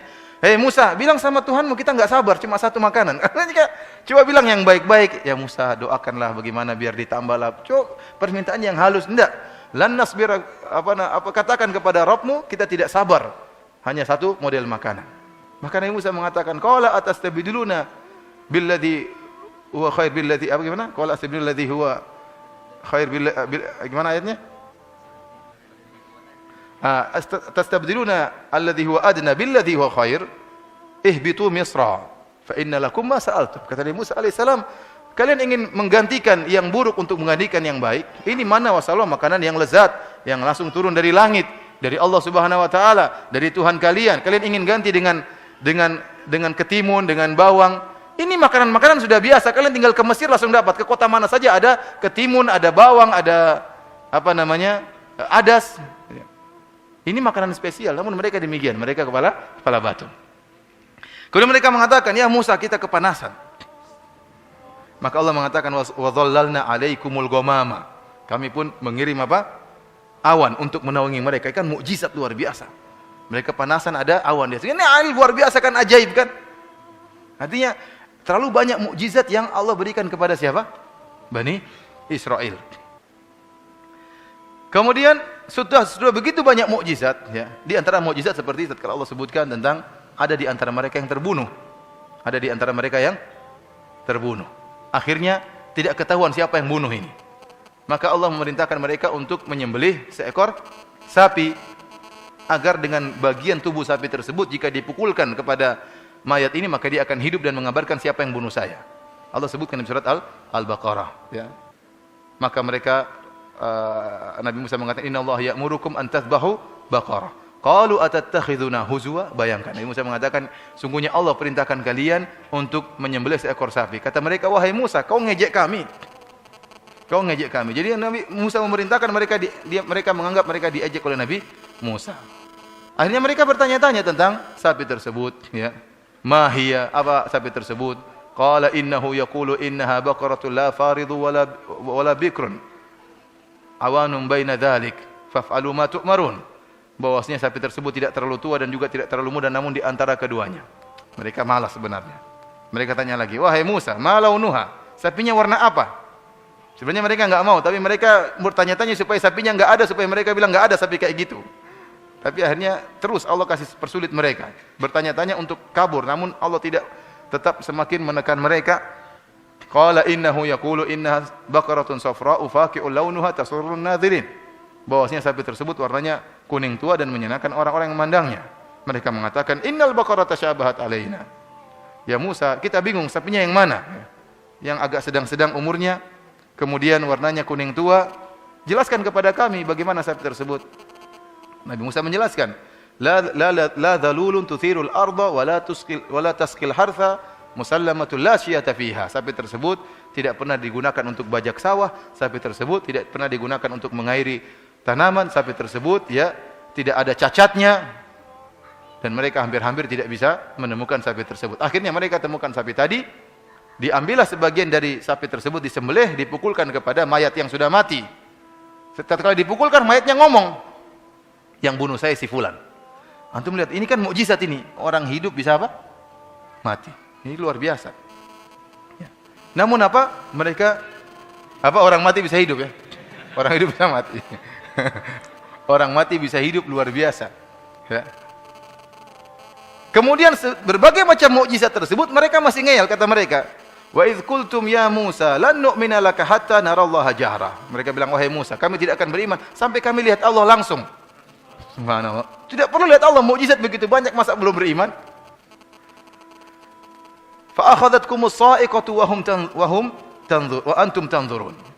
Maka tatkala permintaan mereka sudah sangat parah seperti ini, ingin lihat Allah secara langsung, Allah turunkan halilintar menghantam mereka, maka mereka pun tewas. Tsumma ba'atsnakum min ba'di mautikum la'allakum tashkurun. Tapi Allah hidupkan lagi mereka, hidup. Kalian tadi sudah tewas kan, kepala batu, ini hidup. Subhanallah. Jadi ini kaum tidak ada yang paling bejat seperti apa? Bani Israel. Dan ini sebagaimana Allah pernah sebutkan dalam ayat yang lain, kata Allah, yas'aluka ahlul kitabi an tunazzila alaihim kitaban minas sama. Ahlul kitab, orang-orang Yahudi pernah mengatakan, wahai Muhammad, kalau kau seorang rasul, datangkan Al-Qur'an, datangkan kitab dari langit, kami ingin lihat. Kitab kau turunkan dari langit. Kata Allah, faqad sa'alu Musa akbaru min dzalik. Mereka telah minta kepada Nabi Musa yang lebih parah, lebih berat daripada ini. Faqalu arinallaha jahrah. Kata mereka, tunjukkanlah kepada kami Allah, kami ingin lihat Allah secara langsung. Fa akhadhathumus sa'iqatu bidzulmihim. Dan Allah pun ya membuat mereka terhantam dengan halilintar, kemudian Allah hidupkan lagi supaya mereka sadar. Namun mereka juga tidak sadar-sadar. Dan ini sama seperti orang-orang musyrikin. Mereka juga pernah minta Nabi turunkan Alkitab langsung dari langit. Ya. Au tarqaf fis sama wa lan nu'mina liruqiyyika hatta tunazzila alaina kitaban naqra'uh. Wahai Muhammad, kita tidak akan beriman kepada engkau sampai kami lihat kau naik di langit, manjat langit. Setelah manjat langit, kemudian apa? Bawa kitab, kemudian bawa turun, kemudian baca. Itu baru kita beriman. Jadi mereka mempersyaratkan persyaratan yang aneh-aneh supaya mereka beriman sebagaimana ahlul kitab. Kalau kita mau beriman, ingin lihat Allah langsung. Tapi Allah matikan mereka, kemudian Allah hidupkan mereka supaya mereka sadar. Rupanya mereka tidak sadar-sadar juga. Nabi Musa dipanggil oleh Allah Subhanahu wa taala untuk menerima Taurat. Berangkatlah Nabi Musa, kemudian Nabi Musa meninggalkan Nabi Harun untuk mengawasi mereka. Akhirnya mereka membuat patung sapi untuk disembah. Nabi Musa pergi, ternyata jiwa kesyirikan masih ada karena terlalu lama bergaul dengan Mesir. Bangsa Mesir yang musyrikin. Maka mereka buat patung sapi, kemudian mereka beribadah di patung sapi tersebut. Datanglah Nabi Harun menegur mereka. Ya qaumi innama futintum bih wa inna rabbakumur rahman fattabi'uni wa ati'u amri. Kata Harun, wahai kaumku, sungguhnya kalian sedang terfitnah. Rabb kalian adalah Allah Subhanahu wa taala. Ikutilah aku dan taatlah kepadaku. Mereka ngeyel, mereka mengatakan, qalu lan nabraha alaihi akifina hatta yarji'a ilaina Musa. Oh, kita terus akan bersini beribadah sama sapi ini sampai Musa datang langsung. Kalau kamu ndaklah. Makanya waktu Nabi Musa marah kepada Nabi Harun, setelah itu Nabi Musa akan datang. Nabi Musa datang, kemudian Nabi Musa melihat ternyata mereka sedang menyembah sapi, padahal Nabi Musa lagi mengambil perintah Allah, baru ditinggal sebentar sudah menyembah sapi. Sampai Nabi Musa pun marah melemparkan alwah, ya. Padahal di situ ada firman Allah, dilemparkan saking marahnya Nabi Musa alaihissalam. Kemudian fa akhadha bi ra'si akhihi yajurruhu ilaih. Diambillah kepala Nabi Harun, ditarik oleh Nabi Musa alaihissalam. Nabi Harun mengatakan la ta'khudh bi lihyati wala bi ra'si. Jadi Musa itu, Harun, ngapain aja kamu? Kalau kita gambarkan itu seperti dia jurruhu ilaih. Jadi dipegang kepalanya sama jenggotnya saking Nabi Musa marah sama mereka berbuat apa? Kesyirikan. Dan wajar kita kalau orang bertauhid jengkel lihat kesyirikan. Jengkel. Sebagaimana Nabi Musa alaihissalam jengkel. Maka dia pun memegang kepala Nabi Harun dan jenggotnya, yajurruhu ilaihi, ditarik. Kata Nabi Musa, kata Harun, innal qauma stata'afuni wa kadu yaqtulunani. Wahai Musa, saya sudah larang-larang mereka, bahkan mau bunuh saya. Bayangkan, kurang ajar. Mereka hobinya bunuh Nabi. Harun mau dibunuh sama Bani Israel. Larang-larang, udah dia mente, kalau enggak kita bunuh ente. Kira-kira begitulah. Akhirnya Nabi Musa pun marah, baru mereka berhenti. Setelah itu, maka Allah Subhanahu wa taala menyuruh mereka bertobat. Namun tobat mereka berat. Allah Subhanahu wa taala menyuruh mereka untuk membunuh diri mereka. Kata Allah Subhanahu wa taala, "Wa idz qala Musa liqaumihi ya qaumi innakum zalamtum anfusakum biittikhadhikumul ijl fatubu ila bari'ikum." Tobatlah kalian kepada Rabb kalian. Faqtulu anfusakum. Bunuhlah diri-diri kalian. Dzalikum khairul lakum inda bari'ikum. Ini lebih baik bagi kalian di sisi Rabb kalian. Fataba alaikum, maka niscaya Allah akan mengampuni kalian. Innahu huwa tawwabur rahim. Sungguhnya Dia adalah Maha Pengampun lagi Maha Penyayang. Maka disebutkan oleh para ahli tafsir, caranya orang-orang yang menyembah sapi duduk di malam hari. Yang ikut nasihat Nabi Harun tidak menyembah sapi, dikasih pisau semuanya. Maka disuruh bunuh mereka ini. Suruh nikam. Jadi ditikam di malam hari sehingga mereka kemudian mati. Itulah cara taubat mereka. Para hadirin rahmati oleh Subhanahu wa taala, demikianlah banyak yang terjadi di zaman tatkala Nabi Musa alaihissalam tersesat bersama kaumnya. Kemudian akhirnya Nabi Musa alaihissalam pun meninggal dunia. Nabi Musa alaihissalam meninggal dunia di zaman tersesat tersebut. Kemudian juga Nabi Harun meninggal dunia. Bahkan banyak di antara yang meninggal dunia disebutkan seluruh orang dewasa yang disuruh berjihad masuk ke Baitul Maqdis, ya, semuanya meninggal kecuali Yusha bin Nun. Yusha bin Nun masih hidup tatkala itu. Kemudian dialah yang menjadi nabi pengganti Nabi Musa. Yusha bin Nun inilah pemuda yang menjadi pelayan Nabi Musa tatkala mencari Nabi Khadir alaihissalam. Wa idz qala Musa li fatahu la abrahu hatta ablugha majma'al bahraini aw amdiya hukuba. Tatkala Musa mengatakan kita akan jalan terus, ya, meskipun harus bertahun-tahun kita berjalan mencari Nabi Khadir. Dibantu oleh seorang pemuda yang bawa bekal Nabi Musa, membawa ikan itu dialah Yusha bin Nun. Disebutkan akhirnya Yusha bin Nun ini dia seorang nabi, maka dia pun keluar bersama sebagian Bani Israel, kemudian ingin masuk ke Baitul Maqdis dan harus perang karena ada orang-orang yang tinggal di situ. Dan dialah satu-satunya nabi yang dimana Allah pernah memberhentikan matahari agar dia bisa menguasai Baitul Maqdis. Jadi dia mau masuk, ternyata waktu dia mau masuk ke Baitul Maqdis waktu sudah asar. Dan sebentar lagi malam, dan dalam kode etik peperangan zaman dulu kalau sudah malam tidak boleh perang. Dia tidak boleh pakai rudal-rudalan lagi. Itu zaman dulu seperti itu. Sampai di zaman Nabi pun demikian. Udah malam berhenti, besok lanjut lagi. Maka Yusha bin Nun tidak ingin berhenti. Maka dia bilang, wahai matahari, innaki ma'murah wa ana ma'mur. Kau diperintahkan dan aku juga diperintahkan. Kemudian dia berdoa, Allahumma habisha, ya Allah tahanlah matahari. Maka Allah tahan matahari. Tadinya terbenam enggak jadi. Luar biasa. Maka Yusha bin Nun bermasuk, kemudian mengalahkan mereka, kemudian akhirnya menguasai Baitul Maqdis. Setelah itu Allah Subhanahu wa taala menyuruh mereka untuk masuk dalam Baitul Maqdis. Allah mengatakan, udkhulul baba sujjada wa qulu hittah. Wahai Bani Israel, masuklah kalian dalam keadaan ruku'. Ya, bukan sujud ya, kalau sujud enggak bisa jalan ya. Sujud sini kata para ulama maksudnya apa? Ruku'. Jadi sambil keadaan nunduk, disuruh tawadhu oleh Allah Subhanahu wa taala. Masuklah kalian ke Baitul Maqdis meskipun kalian menang dalam peperangan. Tapi kalian harus masuk melewati sebuah pintu dan kalian harus ruku' untuk menunjukkan tawadhu dan berkata hittah, artinya ya Allah ampunilah kami. Ini disuruh untuk tawadhu oleh Allah Subhanahu. Mereka rupanya ngeyel, enggak mau. Disuruh rukuk mereka enggak. Disebutkan bahwasanya mereka justru balik ke belakang. Jadi maksudnya pakai bokong mereka apa? Mundur. Kemudian hittah dibilang hintah, gandum katanya, kita mau makan gandum. Jadi kurang ajar banget apa? Orang Bani Israil ini kurang ajar, luar biasa apa? Payah mereka. Akhirnya mereka pun masuk di Baitul Maqdis, kemudian mereka pun tinggal di Palestina. Kemudian para hadirin rahmati Allah Subhanahu wa taala, setelah itu para ahli sejarah Bani Israel membagi periode sejarah Bani Israel menjadi 3 periode. Periode pertama mereka namakan dengan Asrul Qudat, yaitu masa para hakim. Jadi begitu Yusha bin Nun masuk di Palestina, maka dia membagi Bani Israel menjadi 12 kabupaten lah kira-kira, 12 tempat. Masing-masing kabupaten tersebut dipimpin oleh seorang hakim. Maka dikatakan dengan zaman para hakim. Yang hakim-hakim tersebut kembali kepada Yusha bin Nun. Kalau ada masalah, maka kembali kepada Yusha bin Nun. Maka ini berlangsung lama, ya, sampai di zaman Nabi Samuel itu nabi yang terakhir sebelum datang Asrul Muluk, zaman para raja. Tatkala di zaman tersebut 12 kabupaten sering terjadi perang saudara di antara mereka, dengki-dengkian di antara mereka.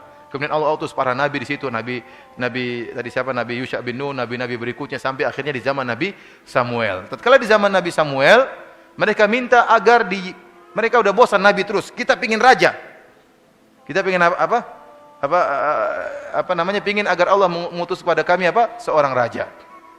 Maka Nabi disebut dalam Al-Qur'an ba'atsalakum Taluta malika. Akhirnya dikabulkan. Samuel berdoa kepada Allah agar diberikan raja bagi mereka. Mereka ingin ada raja, nuqatil fi sabilillah. Dengan raja tersebut kita berperang di jalan Allah Subhanahu wa taala. Karena banyak bangsa-bangsa sekitar situ dan mereka ingin menang. Maka Allah kirimkan Talut sebagai raja. Tatkala diutus Talut sebagai raja, mereka protes.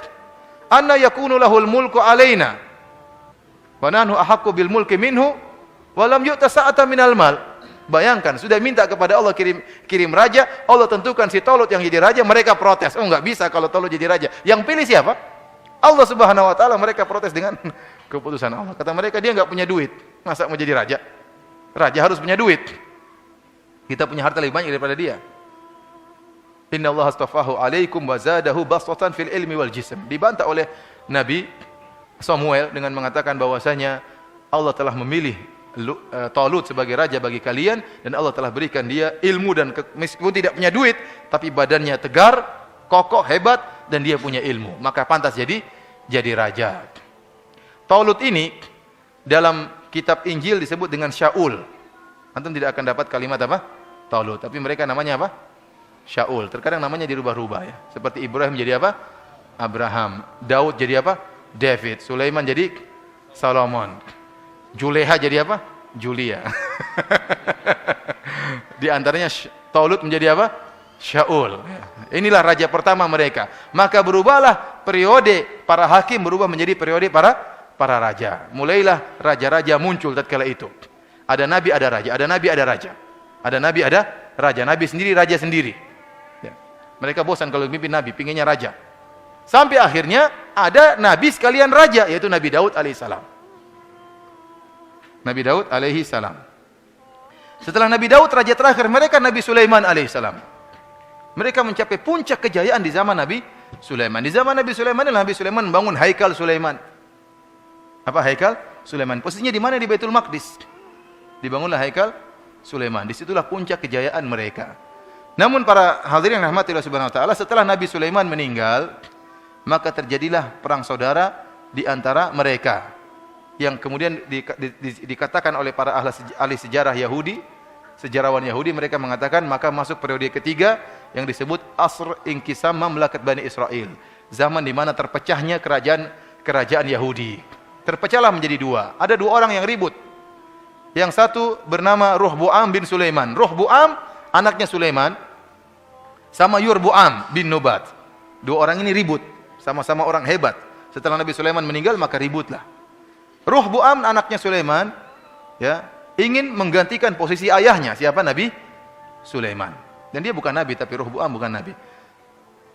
Akhirnya orang-orang Yahudi mengatakan, iya, kau boleh jadi raja, tapi syaratnya seluruh kewajiban-kewajiban yang Sulaiman wajibkan kepada kita dihapus. Protes mereka. Jadi mau demo sama Nabi Sulaiman enggak berani, demo sama anaknya. Ya. Boleh kau jadi raja, tapi semua hukum-hukum yang telah diwajibkan oleh Sulaiman tolong dihapus. Akhirnya Rohboam karena dia taat kepada ayahnya, dia tidak mau. Akhirnya dia pun bikin kerajaan sendiri. Kerajaan sendiri yaitu dari suku Yahuda dan suku Binyamin kalau tidak salah. Dua suku ini bergabung menjadi Daulat Yahuda. Inilah yang disebut dengan kerajaan Yahudi. Yahuda, namun orang-orang selain mereka mengucapkan jadi Yahudi. Asalnya namanya Yehuda Yahuda, tapi dikenal akhirnya belakangan menjadi Yahudi. Jadi dari dua suku, suku apa tadi? Suku Binyamin sama suku Yahuda. Sementara 10 suku yang lainnya bergabung bersama Yurbuam bin Nubat, membuat kerajaan namanya Daulat Israel, kerajaan Israel. Maka terpecahlah menjadi 2 kerajaan. Setelah itu, setelah terpecah menjadi 2 kerajaan, ya, maka sering terjadi perkelahian di antara mereka, 2 kerajaan yang bersaudara ini. Saling berkelahi, kadang musuh-musuhan, kadang bekerja sama tatkala ada bangsa-bangsa lain yang ingin apa? Menyerang, mereka kerjasama. Terkadang mereka perang-perangan, terkadang mereka kerjasama. Dan ini ratusan tahun berlaku. Sampai akhirnya datanglah suku-suku luar menghancurkan kerajaan Yahuda. Kemudian juga menghancurkan kerajaan Israel. Akhirnya mereka terusir dari apa? Dari Palestina. Kemudian datang, entah disebutkan dalam sejarah, pertama raja ini, kemudian raja ini, Raja Babel, Raja Bukhtanasar mengusir mereka. Kemudian dia menghancurkan Haikal Sulaiman. Ya. Disitulah zaman di mana Taurat hilang, mereka apa namanya carut marut ke sana ke sini, dan itu sejarahnya antum bisa baca di Injil. Mereka sebutkan di Injil. Allah alam sejarah itu benar atau tidak, tapi termaktub dalam kitab perjanjian lama disebutkan tentang kisah perjalanan bagaimana kondisi orang-orang Yahudi setelah itu. Kemudian akhirnya datang juga Farain Mesir, datanglah orang Mesir menguasai apa? Menguasai Palestina, ya. Kemudian datang lagi raja yang lain. Setelah mereka masuk ke situ Palestina, Mesir masuk ke Palestina, diusirlah orang-orang Yahudi. Kemudian datang lagi raja berikutnya dari Persia. Tatkala datang seorang raja, saya sebut lupa namanya, dari Persia datang, kemudian Yahudi dipanggil lagi kembali untuk tinggal di mana? Di Palestina. Kemudian datang lagi raja berikutnya, yaitu dari Romawi. Maka diusirlah raja dari Persia ini, kemudian Bani Israel pun diusir dan disiksa. Kemudian Haikal Sulaiman dihancurkan untuk kedua kalinya. Tinggal satu tembok saja yang tidak dihancurkan, hanya diizinkan orang Yahudi untuk datang ke tembok tersebut setahun sekali. Yang sekarang dikatakan dengan apa? Tembok apa? Tembok tangisan, tembok apa? Ratapan, tembok ratapan. Itulah sisa dari Haikal Sulaiman yang masih tersisa. Yang lain semua sudah dihancurkan. Dari sini para hadirin rahmatillah subhanahu wa ta'ala, apa yang digembar-gemborkan di internet, bahwasanya ada seorang ilmuwan dari Indonesia yang mengatakan bahwasanya Haikal Sulaiman itu adalah Borobudur. Ini konyol yang paling parah ini. Ya, jadi katanya Haikal Sulaiman itu adalah Borobudur. Kita bilang enggak benar. Ditemukan kembali Haikal Sulaiman. Kalau itu Haikal Sulaiman, kalau itu Haikal Sulaiman, maka tentunya orang-orang Israel akan ke sini, ya. Ingin merebut apa? Borobudur. Kemudian mana buktinya itu Haikal Sulaiman? Seharusnya kalau itu dulu Haikal Sulaiman, pasti ada keturunan Yahudi di sana, di mana? Magelang. Pasti banyak orang hidung-hidung mancung, ini pesek-pesek terus, maksudnya tidak ada yang gaya-gaya Yahudi. Semuanya orang Indonesia seperti kita sama-sama. Ya. Oleh karena itu kedustaan. Dan ini kekonyolan. Ya. Jangan sampai ketahuan sama negara luar. Ada ilmuwan goblok dari Indonesia seperti itu. Gimana Haikal Sulaiman di Borobudur? Bahkan saya yakin bahwasanya Borobudur itu dulu adalah orang-orang musyrikin, karena patung-patung. Orang-orang musyrikin, kemudian Allah siksa mereka dengan dibenamkan di dalam tanah. Kemudian sekarang digali lagi untuk dihidupkan lagi kesyirikan yang pernah ada. Itu bukan Haikal Sulaiman. Haikal Sulaiman di Israel, ma'ruf. Makanya orang sekarang, orang Yahudi datang setiap tahun menangis di tembok tersebut, dan mereka ingin mendirikan negara Israel Raya.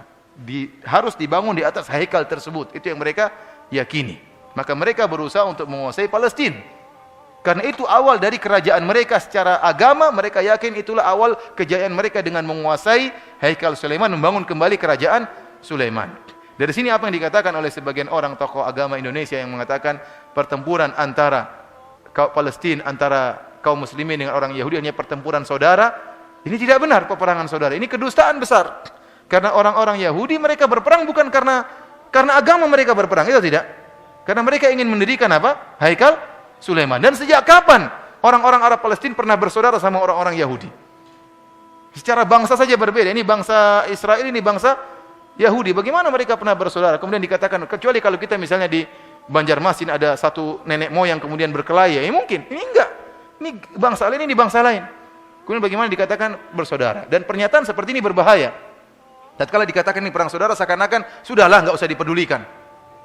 Seakan-akan kita enggak usah bantu, padahal saudara-saudara kita sedang apa? Dibantai. Dia bilang bahwasanya ini perang yang didirikan, yang diserukan oleh orang Yahudi, perang agama bukan perang saudara. Karena mereka ingin menguasai apa? Palestina, dan ingin mendirikan Haikal Sulaiman. Ala kulli hal akhirnya orang Yahudi berulang-ulang ditindas oleh bangsa-bangsa lain sampai akhirnya pada tahun 1700 kalau tidak salah 1700-an ya, maka ada seorang yang punya ide untuk mengumpulkan orang-orang Yahudi untuk kembali lagi ke Israel, merebut kembali Israel sampai akhirnya pada tahun kalau nggak salah 1940 berdirilah Israel raya dengan bantuan Inggris sebelumnya, kemudian bantuan Amerika, maka berdirilah negara apa? Israel raya sekarang ini. Ya, dan itulah sejarah Yahudi ya yang bisa saya sampaikan pada kesempatan pagi hari ini. Allah taala alam bisawab. Ada yang bertanya?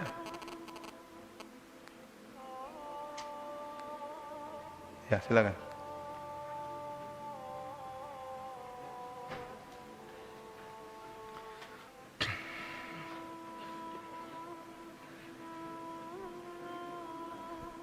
Assalamualaikum warahmatullahi wabarakatuh. Waalaikumsalam. Ustaz, kalau saya tidak salah di surat Al-Isra ayat 4 dan 5 Ustaz. Iya. Ayat berapa? Ayat 4 dan 5 kalau tidak salah sesungguhnya Bani Israel, apakah ayat itu memang ditujukan buat Bani Israel atau tidak, akan jatuh 2 kali Ustaz? Mengalami kejatuhan 2 kali kalau saya tidak salah. Apakah itu memang, kalau memang itu benar terjadi, itu terjadi sesudah pada dulu atau memang akan terjadi kemudian menurut ayat itu? Wa qadayna ila bani Israil fil kitab la tufsiduna fil ardi marratain wa la ta'luna uluwan kabira. Sekarang Ustaz. Ya. Dalam surat Bani Israil ayat 4. Saya belum baca tafsirannya ya. Saya belum baca tafsirannya, nanti kita bisa baca dalam tafsir Ibnu Katsir. Karena memang disebutkan bahwasanya kalian akan membuat kerusakan di atas muka bumi 2 kali. Apakah terbatas hanya 2 kali ataukah Allah menceritakan tentang satu kejadian, apakah ada yang ketiga atau 4 kalinya? Ya. Ada pertanyaan yang lain? Insyaallah kita cari jawabannya. Apa maksud dari ayat tersebut? Wallahu alam, saya belum tahu, saya belum pernah baca. Kalau ada yang tanya yang lain silakan. Pernah mendengar bahwa Raja Firaun ini pada saat dia Raja apa? itu, siapa yang ini? Firaun pada saat di tengah laut sudah sekarat gitu ya, mau bertobat katanya. Mau bertobat ya? Iya, itu gimana? Iya, dalam Al-Qur'an Allah sebutkan falamma adrakahul gharaqu qala amantu annahu la ilaha illa alladhi amanat bihi banu Israil wa ana minal muslimin. Tatkala dia akan tenggelam, dia mengatakan la ilaha illallah. Dia mengatakan amantu annahu la ilaha illa alladhi amanat bihi banu Israil. Aku beriman bahwasanya tidak ada sembahan yang berhak disembah kecuali Tuhannya Bani Israil. Jadi sebelum meninggal dia mengucapkan la ilaha illallah. Tapi ucapannya tersebut tidak bermanfaat. Karena Nabi SAW mengatakan innallaha yaqbalu taubatal abdi ma lam yugharghir.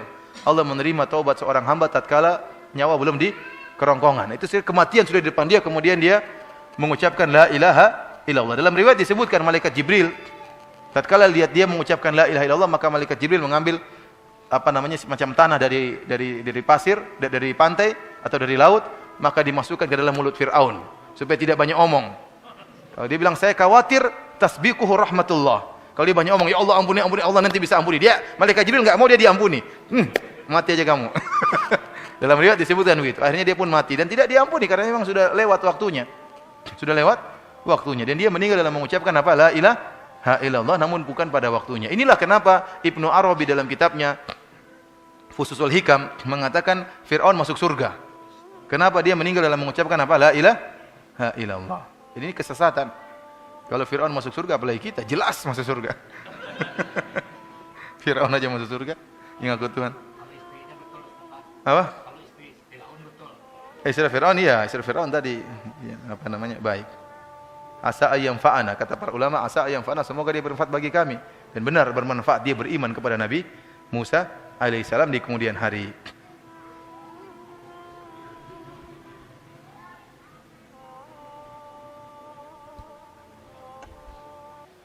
Assalamualaikum Ustadz. Ya.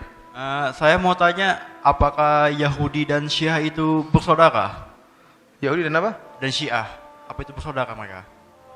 Secara bangsa berbeda ya. Yahudi mereka adalah bangsa yang mengatakan mereka pilihan Allah Subhanahu wa taala. Tadi Allah mengatakan qul ya ayyuhalladzina hadu in za'amtum annakum awliya'u lillahi min duninas. Mereka menyangka mereka aulia Allah, yang lain enggak. Kami ajalah wali-wali Allah, kamilah hamba yang diakui oleh Allah, yang lainnya bukan. Oleh karenanya dalam buku mereka dalam kitab Talmud dalam kitab Talmud, mereka mengatakan bahwasanya sebenarnya bangsa-bangsa selain Yahudi itu diciptakan oleh Allah untuk melayani mereka. Semuanya bangsa Indonesia, semuanya bangsa selain Yahudi itu diciptakan oleh Allah untuk melayani mereka. Dan sebenarnya kedudukan bangsa-bangsa yang lain selain Yahudi, kedudukannya seperti babi, monyet, dan anjing, sapi, seperti hewan-hewan. Tapi kalau Allah ciptakan mereka dalam bentuk hewan, susah melayani mereka. Makanya diciptakan dalam bentuk seperti antum-antum ini, supaya mudah untuk melayani orang Yahudi. Jadi mereka tidak pernah bersaudara dengan bangsa-bangsa yang lain. Ini hukum asal. Tetapi memang kita tahu dalam sejarah pendirian Syiah dari Abdullah bin Saba, yang dia seorang Yahudi. Sebagaimana disebutkan dalam buku-buku sejarah Syiah dan termaktub juga dalam kitab-kitab Syiah tentang Firqah Sabaiyah yang berasal dari Abdullah bin Saba, seorang Yahudi. Ini diakui dalam memang tokoh Abdullah bin Saba kontroversial. Namun ternyata setelah diteliti dalam buku-buku Syiah juga disebutkan bahwasanya nenek moyang mereka berasal dari Abdullah bin Saba, ya. Tapi secara bangsa tidak bersaudara. Secara pemikiran ada kesamaan. Oleh karena ada risalah ilmiah yang judulnya Badrul Majhud fi Musyabahati Rafidhah bil Yahud, atau maknanya seperti itu, yaitu tentang persamaan antara Yahudi dengan Syiah. Risalah ilmiah 2 jilid, ya. Enggak tahu sudah diterjemahkan atau belum? Ya, tentang kesamaan antara Syiah dengan apa? Dengan Yahudi. Ya. Dan kita lihat di mereka berpelukan antara Yahudi dengan apa? Nah, sekarang kalau mereka bilang musuhan, harusnya kan sekarang orang-orang Iran memerangi apa? Israel. Kenapa mereka tidak perang Israel? Dari dulu nggak pernah ada perang. Cuma omong kosong, katanya ngirim rudal pun nggak kena apa-apa. Kemudian setelah itu skenario berhenti. Sekarang waktunya membuktikan kalian musuh Yahudi, perangi Yahudi. Hanya bilang kita akan perangi Amerika, perang Yahudi, nggak pernah perang-perang. Itu kebohongan yang mereka apa? Ucapkan. Permainan orang-orang Syiah. Justru mereka membantai kaum muslimin. Harusnya kalau mereka benar-benar ya berperang, maka perangilah apa orang-orang Yahudi. Dan ini kita katakan juga kepada ISIS yang sekarang mulai muncul. Kalau ISIS benar-benar adalah kaum muslimin membela Islam, perangi itu Israel. Kenapa justru mereka masuk dalam peperangan antara mujahidin dengan Bashar Assad di Suriah? Justru mereka tidak memerangi Bashar Assad, malah kemudian membunuhi mujahidin gara-gara tidak mau berbaiat sama dia. Tidak mau berbaiat kepada ISIS. ISIS juga Khawarij, mengkafirkan orang-orang yang tidak membaiat kepada dia. Mengerikan pemikiran mereka. Yang tidak baiat maka dikafirkan. Dan dia mengatakan, saya adalah pimpinan kaum muslimin seluruh dunia. Kan ngeri. Kita katakan kepada ISIS, kamu sudah kedahuluan Islam Jamaah. Islam Jamaah sudah khalifah sejak dulu. Tahu Islam Jamaah enggak? LDI kan punya raja kan? Rajanya lebih dahulu daripada raja ISIS. Kasih tahu tuh rajanya ISIS untuk berbaiat sama raja Indonesia Islam Jamaah. Ya. Karena LDI lebih dahulu, ISIS nggak tahu, makanya perlu kasih tahu informasi. Siapa tahu kalau dia tahu, oh saya salah ternyata, dia baiat sama LDI. Dan telah muncul juga raja-raja yang lain. Kemudian ada lagi mengatakan kami sedang mencari khalifah. Ada kelompok yang ingin cari-cari apa? Pikirnya selalu bikin khilafah. Sekarang kita bilang, kamu yang ingin pikir-pikir khilafah, sudah ada khalifah baru, tinggal baiat. Mereka juga nggak mau, itu nggak sesuai persyaratan. Intinya ya begitulah amburadul yang ada sekarang. Ya, banyak kalau ditanya ISIS kenapa kalian tidak memerangi Israel, kata mereka, Nabi menyuruh kita memerangi orang-orang murtad dahulu sebelum orang-orang kafir asli. Mengerikan. Yang dimaksud dengan orang murtad siapa? Ini mengerikan. Mujahidin di Suriah itulah orang-orang murtad. Arab Saudi itulah orang-orang murtad. Wah, mengerikan apa namanya ISIS. Ada lagi yang bertanya? Silakan. Ustaz. Assalamualaikum Ustaz. Waalaikumsalam warahmatullahi wabarakatuh. Kalau boleh 3 pertanyaan, kalau tidak cukup 1 saja. Apa bagaimana? Kalau boleh 3 pertanyaan untuk satu dijawab. aja dulu. Ya, Ustaz. Atau 3 saya sampaikan, 1 yang mana yang Ustaz jawab gitu. Oh ya, boleh juga enggak apa-apa. Ya. Mohon lintasan lagi tentang latar belakang pembantaian gajah itu. Apakah karena perluasan daerah ataukah Gaza? Pembantaian gajah itu karena apakah latar belakangnya asal usulnya itu memang perluasan wilayah gitu. Itu 1, mohon diulang lagi. Yang kedua, apakah walantardaan Yakuldu itu memang sudah tekstualnya bahwa mereka itu memang begitu sampai akhir zaman gitu. Nah, yang ketiga ini yang ngeri ini. Apakah nanti ke depannya ada Imam Mahdi atau Isa? Apakah? Imam Mahdi. Kenapa Imam Mahdi? Apakah nanti ada muncul Imam Mahdi yang Nabi Isa muncul kembali akan membantai salib-salib itu? Apakah ada memori Ustaz atas jawaban Ustaz. Terima kasih. Assalamualaikum warahmatullahi wabarakatuh. Iya, kita mengatakan bahwa memang orang-orang Yahudi mereka memusuhi orang-orang Palestina karena mereka ingin menguasai Palestina secara umum. Dan bagaimana mereka mau mendirikan Israel Raya kalau ternyata ada orang Islam yang tinggal di situ? Jadi harus terusir, harus pergi. Baru mereka puas, baru mereka bisa mendirikan kerajaan Haikal Sulaiman dibangun kembali. Sementara saudara-saudara kita Palestina tidak mau pergi. Ini adalah tanah nenek moyang. Umar bin Khattab pernah menguasai tanah Palestina dan kita tidak akan meninggalkan amanah dari nenek moyang kita. Ya. Itu pendapat sebagian orang-orang Palestina. Masalah apakah sebaiknya mereka keluar atau tidak, ini masalah ijtihad para ulama. Akan tapi kenyataannya saudara-saudara kita di Palestina tidak mau pergi dan mereka ingin bertahan sampai titik darah penghabisan untuk mempertahankan ya tanah air nenek moyang mereka. Dan mereka meyakini tanah air amanah dari Umar bin Khattab radhiyallahu taala anhu. Mereka tidak rela diambil oleh orang-orang Yahudi. Jadi peperangan akan terus berlanjut. Akan terus orang-orang Israel menyerang saudara-saudara kita di Palestina selama mereka tidak pergi. Karena tujuan mereka adalah mendirikan negara Israel Raya. Mereka tidak pilih tempat-tempat yang lain. Mereka tidak pilih mendirikan Israel di Irian Jaya misalnya. Tidak. Karena memang mereka tuju adalah Haikal Sulaiman, itu yang mereka tuju. Kalau ada alternatif tempat lain, mereka tidak bakalan mau. Yang mereka mau adalah di Palestina. Karena itulah awal dari kejayaan ya sebagai agama seperti kita mikirnya Mekah harus kita kuasai seperti itulah. Mekah harus kita kuasai, Madinah harus kita kuasai, sebagaimana mereka, Palestina harus kita kuasai. Agama mereka meyakini dengan keyakinan demikian. Yang kedua tadi apa, Pak? Hah? Satu secukup ya? Sudah cukup. Yang lain? Pertanyaan dari radio Ustaz. Sebelumnya Alhamdulillah ada beberapa radio yang merelay, Radio Gama Madinah 93,7 FM di Martapura, kemudian satu radio di Lombok, Nusa Tenggara Barat, kemudian juga radio kita di Madiun dan radio-radio lainnya dan juga kajian Ummahat di Australia. Ini pertanyaan dari keluar tema dari kajian Ummahat di Australia, Ibu Nursidah Tahir. Bismillah. Ustaz, saya baru dengar tentang hukumnya apabila seseorang minum khamr dan berzina, maka sholatnya tidak akan diterima selama 40 hari. Apakah sahih hadisnya? Dan mohon penjelasannya, jazakumullahu khairan.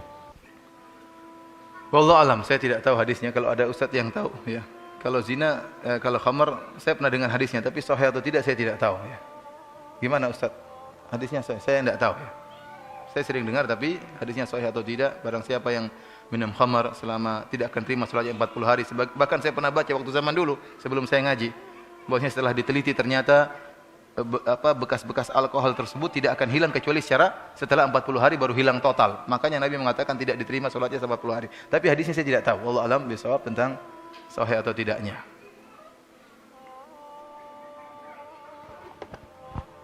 Assalamualaikum warahmatullahi wabarakatuh.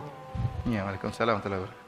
Ya Ustadz, saya mau tanya apakah di Yerusalem itu Masjidil Aqsa itu bangunannya bertepatan dengan Haikal Sulaiman tidak? Allah alam, saya belum pernah ke sana. Tapi daerah sekitar situ, di daerah masjid itu, lingkungan situ.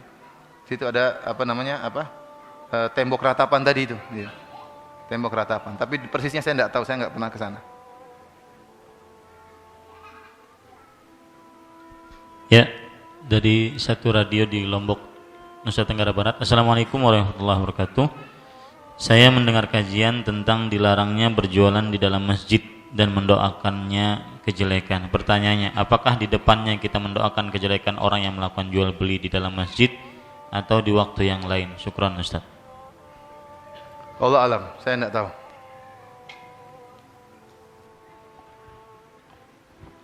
Assalamualaikum warahmatullahi wabarakatuh. Waalaikumsalam warahmatullahi wabarakatuh. Saya ingin bertanya masalah sejarah Masjid Al-Aqsa, Ustaz, siapa yang mendirikannya? Yang kedua, di sana ada dua masjid yang berdekatan antara Masjid Dome of the Rock dan Masjid Al-Aqsa. Mana pertanyaan? Yang bertanya mana? Oh iya. Ada dua masjid yang berdekatan. Nah itu kadang-kadang bagi orang awam membingungkan gitu. Sebagian orang yang tahu bahwa Masjid Al-Aqsa itu adalah Dome of Rock, tapi ternyata tidak gitu. Saya juga baru tahu bahwa itu bukan Masjid Al-Aqsa. Nah justru Masjid Al-Aqsa yang bangunan lama gitu Ustaz. Nah, itu jaraknya mungkin kalau jaraknya begitu dekat, mengapa masjid itu harus ada dua gitu, Ustaz? Malah justru menghilangkan Masjid Al-Aqsa itu seakan hilang oleh Dome of Rock itu, Ustaz. Ya, terima kasih. Warahmatullahi wabarakatuh. Waalaikumsalam. Wallahu alam, saya tidak tahu. Saya tidak tahu. Tanyakan kepada orang yang pernah ke sana. Ada sebagian ustaz-ustaz alhamdulillah pernah ke sana, pernah ngobrol sama orang sana. Saya tidak tahu, wallahu alam. Saya baru tahu dari antum nih. Secara namanya saya baru tahu. Tadi namanya apa? Bro Prof apa tadi? Saya juga baru tahu. Iya, saya enggak tahu. Terus terang saya tidak tahu. Saya enggak tahu. Ada yang lain yang saya tahu?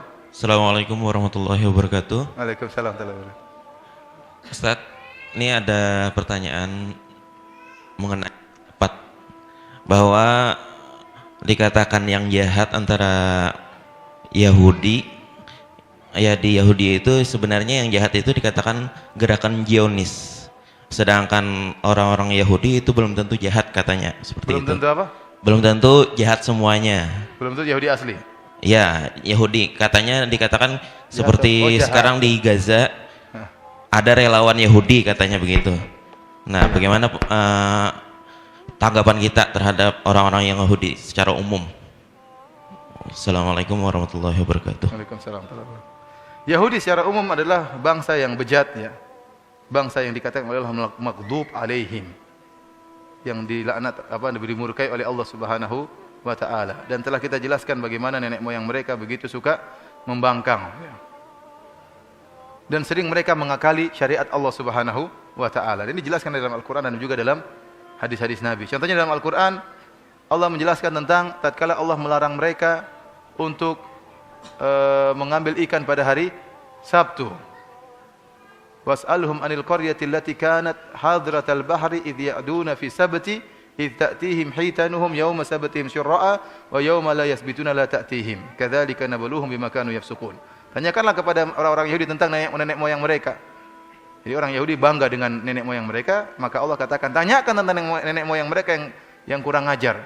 Tatkala mereka melakukan pelanggaran pada hari Sabtu, tatkala mereka dilarang untuk mencari ikan pada hari Sabtu, maka mereka pintar. Mereka pasang jaring pada hari Jumat, kemudian ikannya pada hari Sabtu masuk sendiri ke jaring, maka hari Minggu mereka ambil ikan-ikan tersebut. Tadinya mereka bersabar, mereka nunggu ya, mencari ikan. Allah beri kesempatan waktu yang panjang dari Senin, Selasa, Rabu, Kamis, Jumat, kemudian Ahad. Sabtu jangan. Yang jadi masalah pada hari-hari selain Sabtu ikannya sedikit atau tidak ada. Pada waktu hari Sabtu ikannya banyak, bahkan loncat-loncat ya, di depan mereka, ngejek. Ikannya banyak. Akhirnya mereka cari akal bagaimana agar syariat Allah bisa diakali. Akhirnya mereka pasang jaring pada hari apa? Jumat, dan hari Ahadnya baru diambil. Kalau kita debat mereka mengatakan yang penting Allah larang kerja pada hari Sabtu. Hari Sabtu kita libur. Tapi kalian ambil ikan, ikannya salah sendiri masuk di jaring. Makanya Allah merubah mereka menjadi monyet. Mereka dirubah menjadi apa? Monyet. Kata para ulama di antara hikmahnya karena apa yang mereka lakukan sangat mirip dengan kebenaran namun kebatilan. Apa yang mereka lakukan dengan pasang jaring pada hari Jumat kemudian diambil pada hari Ahad itu mirip dengan kebenaran, seakan-akan mereka tidak salah. Maka mereka dirubah menjadi monyet karena monyet sangat mirip dengan manusia tapi bukan manusia. Itu kan sebagian ulama. Demikian juga tatkala mereka diharamkan untuk misalnya minyak babi atau minyak hewan-hewan tertentu, mereka jual minyak tersebut. Artinya mereka terlalu banyak mengakali syariat Allah Subhanahu wa taala dan sebagaimana sifat-sifat mereka yang tadi telah kita sebutkan. Kalau ternyata ada Yahudi yang baik, ya mungkin ya ada saja di antara mereka seperti Abdullah bin Salam yang akhirnya masuk Islam, mungkin saja. Namun itu di luar dari hukum asal. Hukum asal Yahudi adalah bejat. Hukum asal Yahudi adalah kurang ajar. Hukum asal Yahudi karena mereka berpegang teguh dengan kitab Talmud dan kitab Taurat. Kalau antum baca kitab Talmud isinya adalah keburukan, isinya kejahatan. Bagaimana bersikap jahat terhadap orang di luar, bangsa di luar Yahudi. Kalau ada orang Yahudi yang baik, berarti dia tidak beriman dengan Talmud. Dia bukan Yahudi sejati. Ya. Jangan-jangan ibunya orang Indonesia, kan tidak tahu. Dia bukan Yahudi sejati. Kalau Yahudi sejati yang fanatis, maka dia seperti itu, yang beriman kepada Talmud. Ya. Kalau ada relawan Yahudi, ya mungkin saja, atau mungkin kamuflase, hanya penipuan. Wallahu a'lam bishawab. Tapi kita katakan hukum asal Yahudi adalah kaum pengkhianat, kaum penipu, pembunuh para nabi dan kebejatan-kebejatan lainnya. Sudah? Sampai masih ada bertanya atau sudah selesai?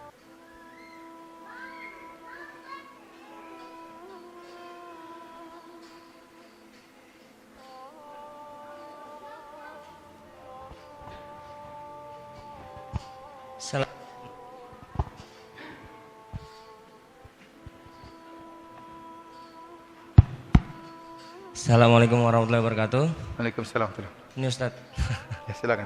Jadi yang saya ingin tanyakan, kita kan mengenal perperangan terjadi di Gaza itu luar biasa. Ada info terbaru bahkan sampai keluarga begitu dihancurkan, tidak mengenal lagi ini yang mana letak titik Hamas, tapi semua keluarga dihancurkan. Yang saya ingin tanyakan, begitu sedihnya melihat seperti itu, apakah ada dari negara-negara Arab Saudi atau yang negara-negara Arab untuk bersatu melindungi negara rakyat di Gaza sana yang mungkin apalah kita mungkin merasa wah, ini pengen berjihad Ustaz, pengen berjihad karena mungkin melihat keadaan di sana, tapi apakah ini juga diperbolehkan atau tidak saya tidak tahu. Tapi yang saya pikir apakah ada dari negara-negara Arab untuk bersatu melindungi saudara-saudara Muslim kita di Gaza yang mungkin informasinya bisa didapat dari teman-teman yang mungkin di negara Arab sana. Terima kasih Ustaz. Saya tidak tahu ada bantuan secara militer, artinya secara mengirim pasukan untuk berperang membela Palestina melawan Yahudi. Saya tidak tahu ada bantuan dari Arab, tapi yang saya tahu cuma bantuan berupa materi. Ya, materi jelas ada, jelas banyak ya, jelas banyak. Dan itu yang dibutuhkan oleh saudara-saudara kita adalah bantuan apa? Materi, obat-obatan, makanan, persenjataan, itu yang dibutuhkan. Tapi kalau bantuan secara mengirim pasukan, saya tidak tahu ada dari negara manapun yang dikirim ke Palestina. Allah alam bisawab.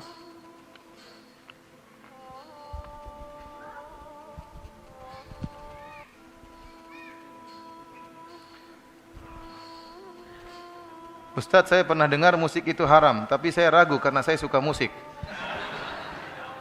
Tolong penjelasan dalil tentang pengharaman musik. Ini dalil haram musik ya, di antaranya dalam surat Luqman, ya minan nasi may yashtari lahwal hadithi liyudhilla an sabilillah.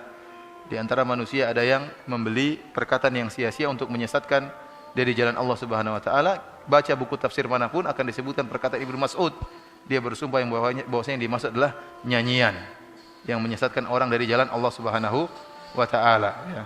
Sebagian ulama ya seperti Ibnu Rajab Al-Hambali dalam kitabnya Fathul Bari ya, Syarah Sahih Bukhari ya, versi Ibnu Rajab, dia mengatakan bahwasanya dimaksud dengan nyanyian tersebut adalah nyanyian yang disertai dengan musik. Wallahu a'lam bishawab. Ini pendapat beliau karena beliau mengatakan tafsiran tersebut muncul dari Ibnu Mas'ud tatkala kaum muslimin sudah bercampur dengan orang-orang Romawi yang masuk Islam dan kebiasaan mereka adalah menyanyi sambil musik-musikan. Maka ayat ini berkaitan dengan musik ya. Kemudian dalam hadis dalam Sahih Bukhari Nabi SAW mengatakan la yakunana aqwamun min ummati yastahiluna al-hira wal harira wal khamra wal ma'azif. Akan ada dari umatku yang menghalalkan zina, menghalalkan bir, menghalalkan kain sutra bagi lelaki dan menghalalkan alat-alat musik. Ini Rasulullah mengkabarkan akan ada umat yang model begini, menghalalkan zina, yang menghalalkan bir, menghalalkan kain sutra bagi lelaki dan juga menghalalkan alat-alat musik. Ini menunjukkan alat musik hukumnya haram. Oleh karenanya para ulama ijma bahwasanya musik hukumnya haram, dan ini pendapat 4 mazhab. Dan termasuk ulama yang keras dalam hal ini adalah Imam Syafi'i rahimahullahu taala yang keras mengharamkan musik. Sampai beliau mengatakan kalau ada orang mencuri alat musik maka tidak perlu dipotong tangannya. Ya, tidak perlu. Kenapa? Karena itu hukumnya seperti mencuri babi dan seperti mencuri bir. Sama-sama hukumnya haram. Jadi kalau ada barang, karena asalnya barang haram memang ditiadakan. Oleh karenanya kalau ada yang mencuri alat musik maka tidak perlu dipotong tangannya. Demikian juga beliau mengatakan dalam kitabnya kalau ada orang yang masuk ke rumah seorang muslim, misalnya kemudian dia pun ada orang muslim tersebut punya alat musik, kemudian dia merusak alat musik tersebut, maka dia tidak perlu ganti. Dia tidak perlu ganti. Oleh karena sering saya sampaikan, kalau antum pergi ke toko alat musik, antum masuk hancurkan alat musiknya, antum bilang Imam Syafi'i mengatakan demikian. Kalau saya hancurkan tidak perlu ganti. Kata dia tidak usah ganti, tapi tolong masuk kantor polisi ya. Ini pendapat Imam Syafi'i. Oleh karenanya semuanya ulama 4 mazhab semuanya mengharamkan apa? Musik. Dan kenyataannya musik ya adalah melalaikan. Kita semua tahu musik apa? Melalaikan. Dan barang siapa yang berusaha beribadah dengan alat musik atau berdakwah dengan alat musik ya, maka dia telah meniru-niru orang-orang Nasrani. Dan Rasulullah SAW mengatakan man tasyabbaha biqaumin fahuwa minhum. Barang siapa meniru satu kaum termasuk dari golongan tersebut. Orang-orang Nasrani lah yang beribadah dengan menggunakan apa? Alat-alat musik ya. Akhirnya apa? Ada nada dan dakwah misalnya. Lagi dakwah yang hadir laki-laki perempuan waktu joget-joget. Apakah dengan joget gini nambah iman ya ikhwan? Pikir sendirilah. Orang joget-joget nambah iman, nambah teler bukan nambah iman. Begini Ustaz, kita lihat di Palestina itu kan perlawanan sepertinya tidak mungkin dikalahkan Israel Yahudi itu. Apakah yang seperti ini bisa kita samakan ketika Nabi juga berhijrah dari Mekah? Padahal kurang apa kota Mekah itu sucinya dibanding yang Palestina itu, harusnya berhijrah. Terus juga ada pendapat fatwa dari saya lupa dari ulama agar segera meninggalkan itu untuk berhijrah. Tapi ada dibantah oleh sebagian orang juga mengatakan kalau dulu kalau zaman Nabi berhijrah itu kita kembali lagi nggak perlu pakai paspor kembali. Kalau kita sekarang keluar dari Palestina nanti nggak bisa kembali lagi karena masalah negara nih nggak bisa bolak-balik begitu. Nah jadi bagaimana Ustaz perlawanannya sebaiknya itu apakah memang harus berhijrah dulu atau nanti dulu melawan Yahudi itu menunggu kita kuat seperti Nabi juga baru kita menaklukkan Mekah lagi seperti itu? Allah alam bisawab, saya tidak tahu ya. Itu memang ada isyad sebagian ulama yang mengatakan sebaiknya mereka keluar dulu meninggalkan apa? Palestina untuk menyusun kekuatan ya. Namun kita bicara kenyataannya mereka tidak mau. Kenyataannya mereka tidak mau. Dan kita katakan tatkala mereka tidak mau, maka tetap kita harus membantu mereka. Adapun seharusnya mereka pergi atau tidak, wallahu alam bisawab itu urusan ulama. Namun kita bicara kenyataan yang ada, mereka tidak mau apa? Pergi. Tatkala mereka tidak mau pergi, maka wajib bagi kita untuk membantu mereka. Sementara mereka terluka, mereka kemudian sedang berperang, maka kita bantu sebisanya. Apakah yang mereka lakukan salah atau benar, tetap kita bantu. Ya, tetap kita bantu. Ustaz, ini ada beberapa pertanyaan dari BBM Masjid Imam Syafi'i. Yang pertama dari Ari di Banjarbaru. Ustaz, bagaimana sikap kita semestinya kaum muslimin terhadap Masjid Al-Aqsa? Apakah kita biarkan saja dihancurkan ketika dikuasai Yahudi atau bagaimana sikap kita Ustaz seharusnya? Kita di sama, saya tidak tahu. Ya, itu pendapat para ulama ada berbeda ya. Yang seharusnya kaum muslimin bersatu menyerang, tapi kan kaum musliminnya enggak mau bersatu. Kita bicara kenyataan. Harusnya negara-negara kaum muslimin bukan cuma negara Arab.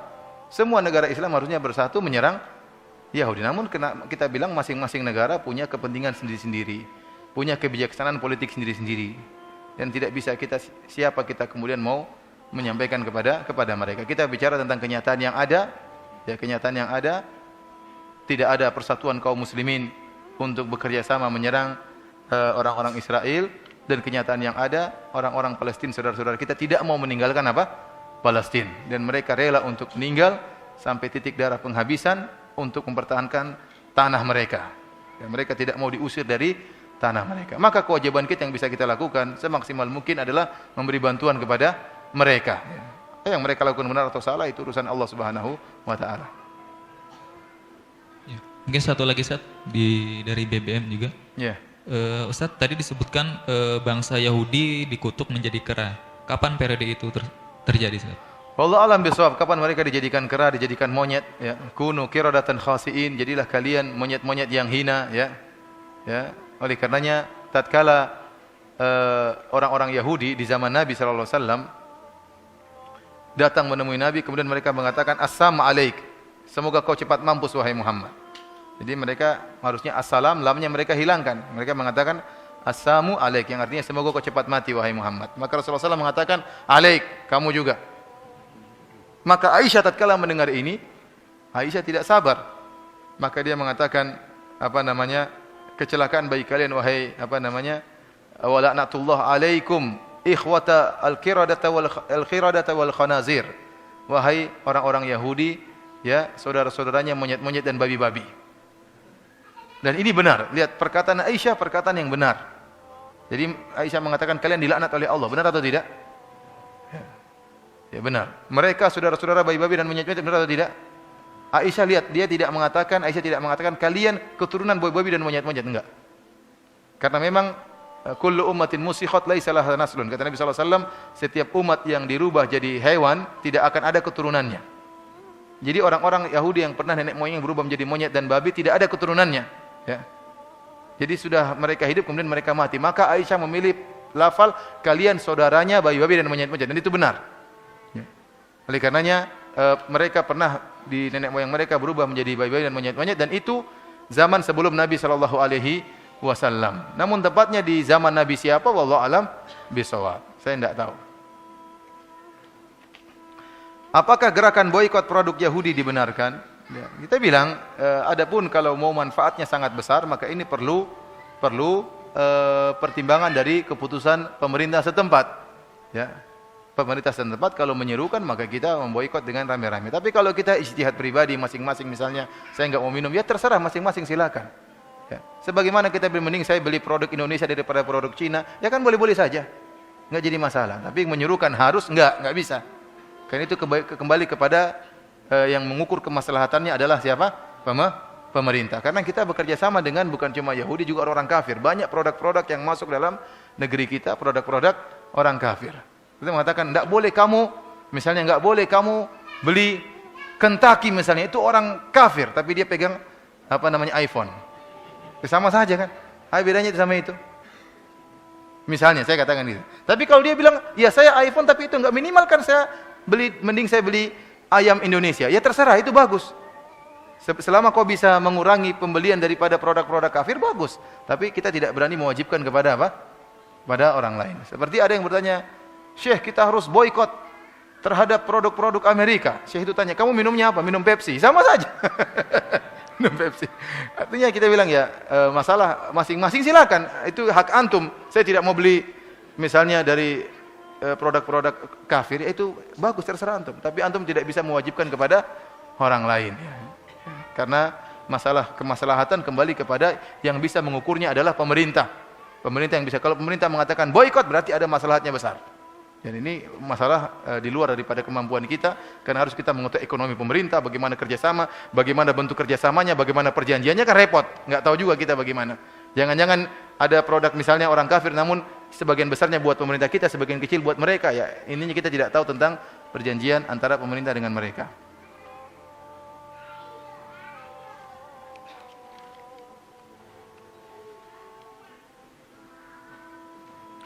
Ustadz, apa akidah saudara-saudara kita di Palestina?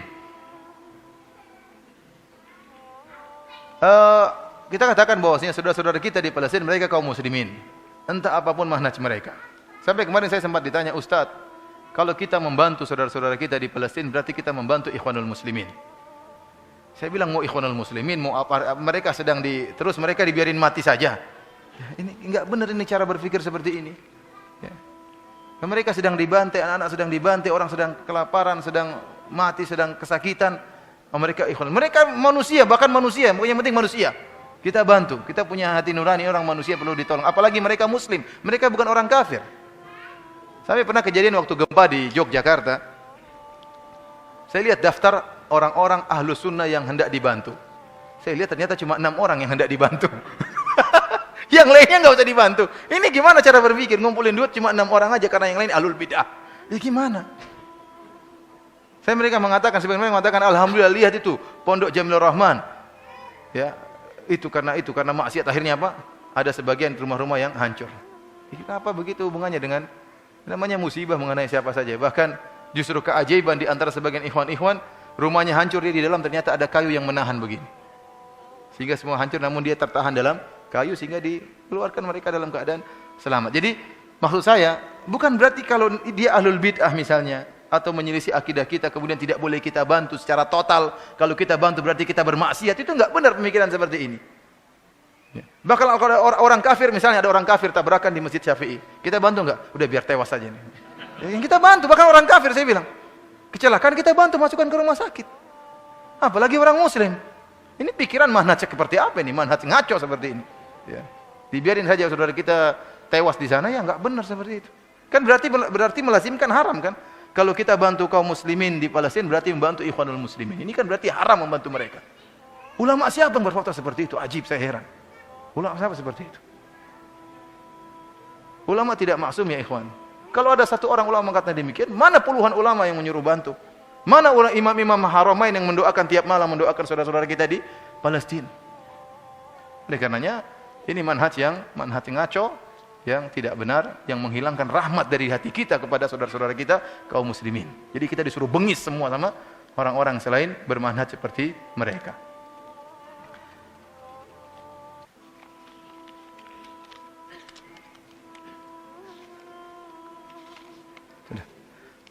Demikian saja apa yang bisa saya sampaikan pada kesempatan hari ini. Kurang lebih saya mohon maaf, dan saya mohon maaf kepada ikhwan-ikhwan yang banyak bertanya namun saya tidak bisa jawab karena keterbatasan ilmu saya dan kekurangan ilmu saya. Semoga Allah Subhanahu wa taala mengampuni dosa-dosa kita, dan semoga Allah Subhanahu wa taala menolong saudara-saudara kita yang ada di Palestina dan segera memberikan jalan keluar bagi mereka. Wabillahi taufik. Assalamualaikum warahmatullahi wabarakatuh.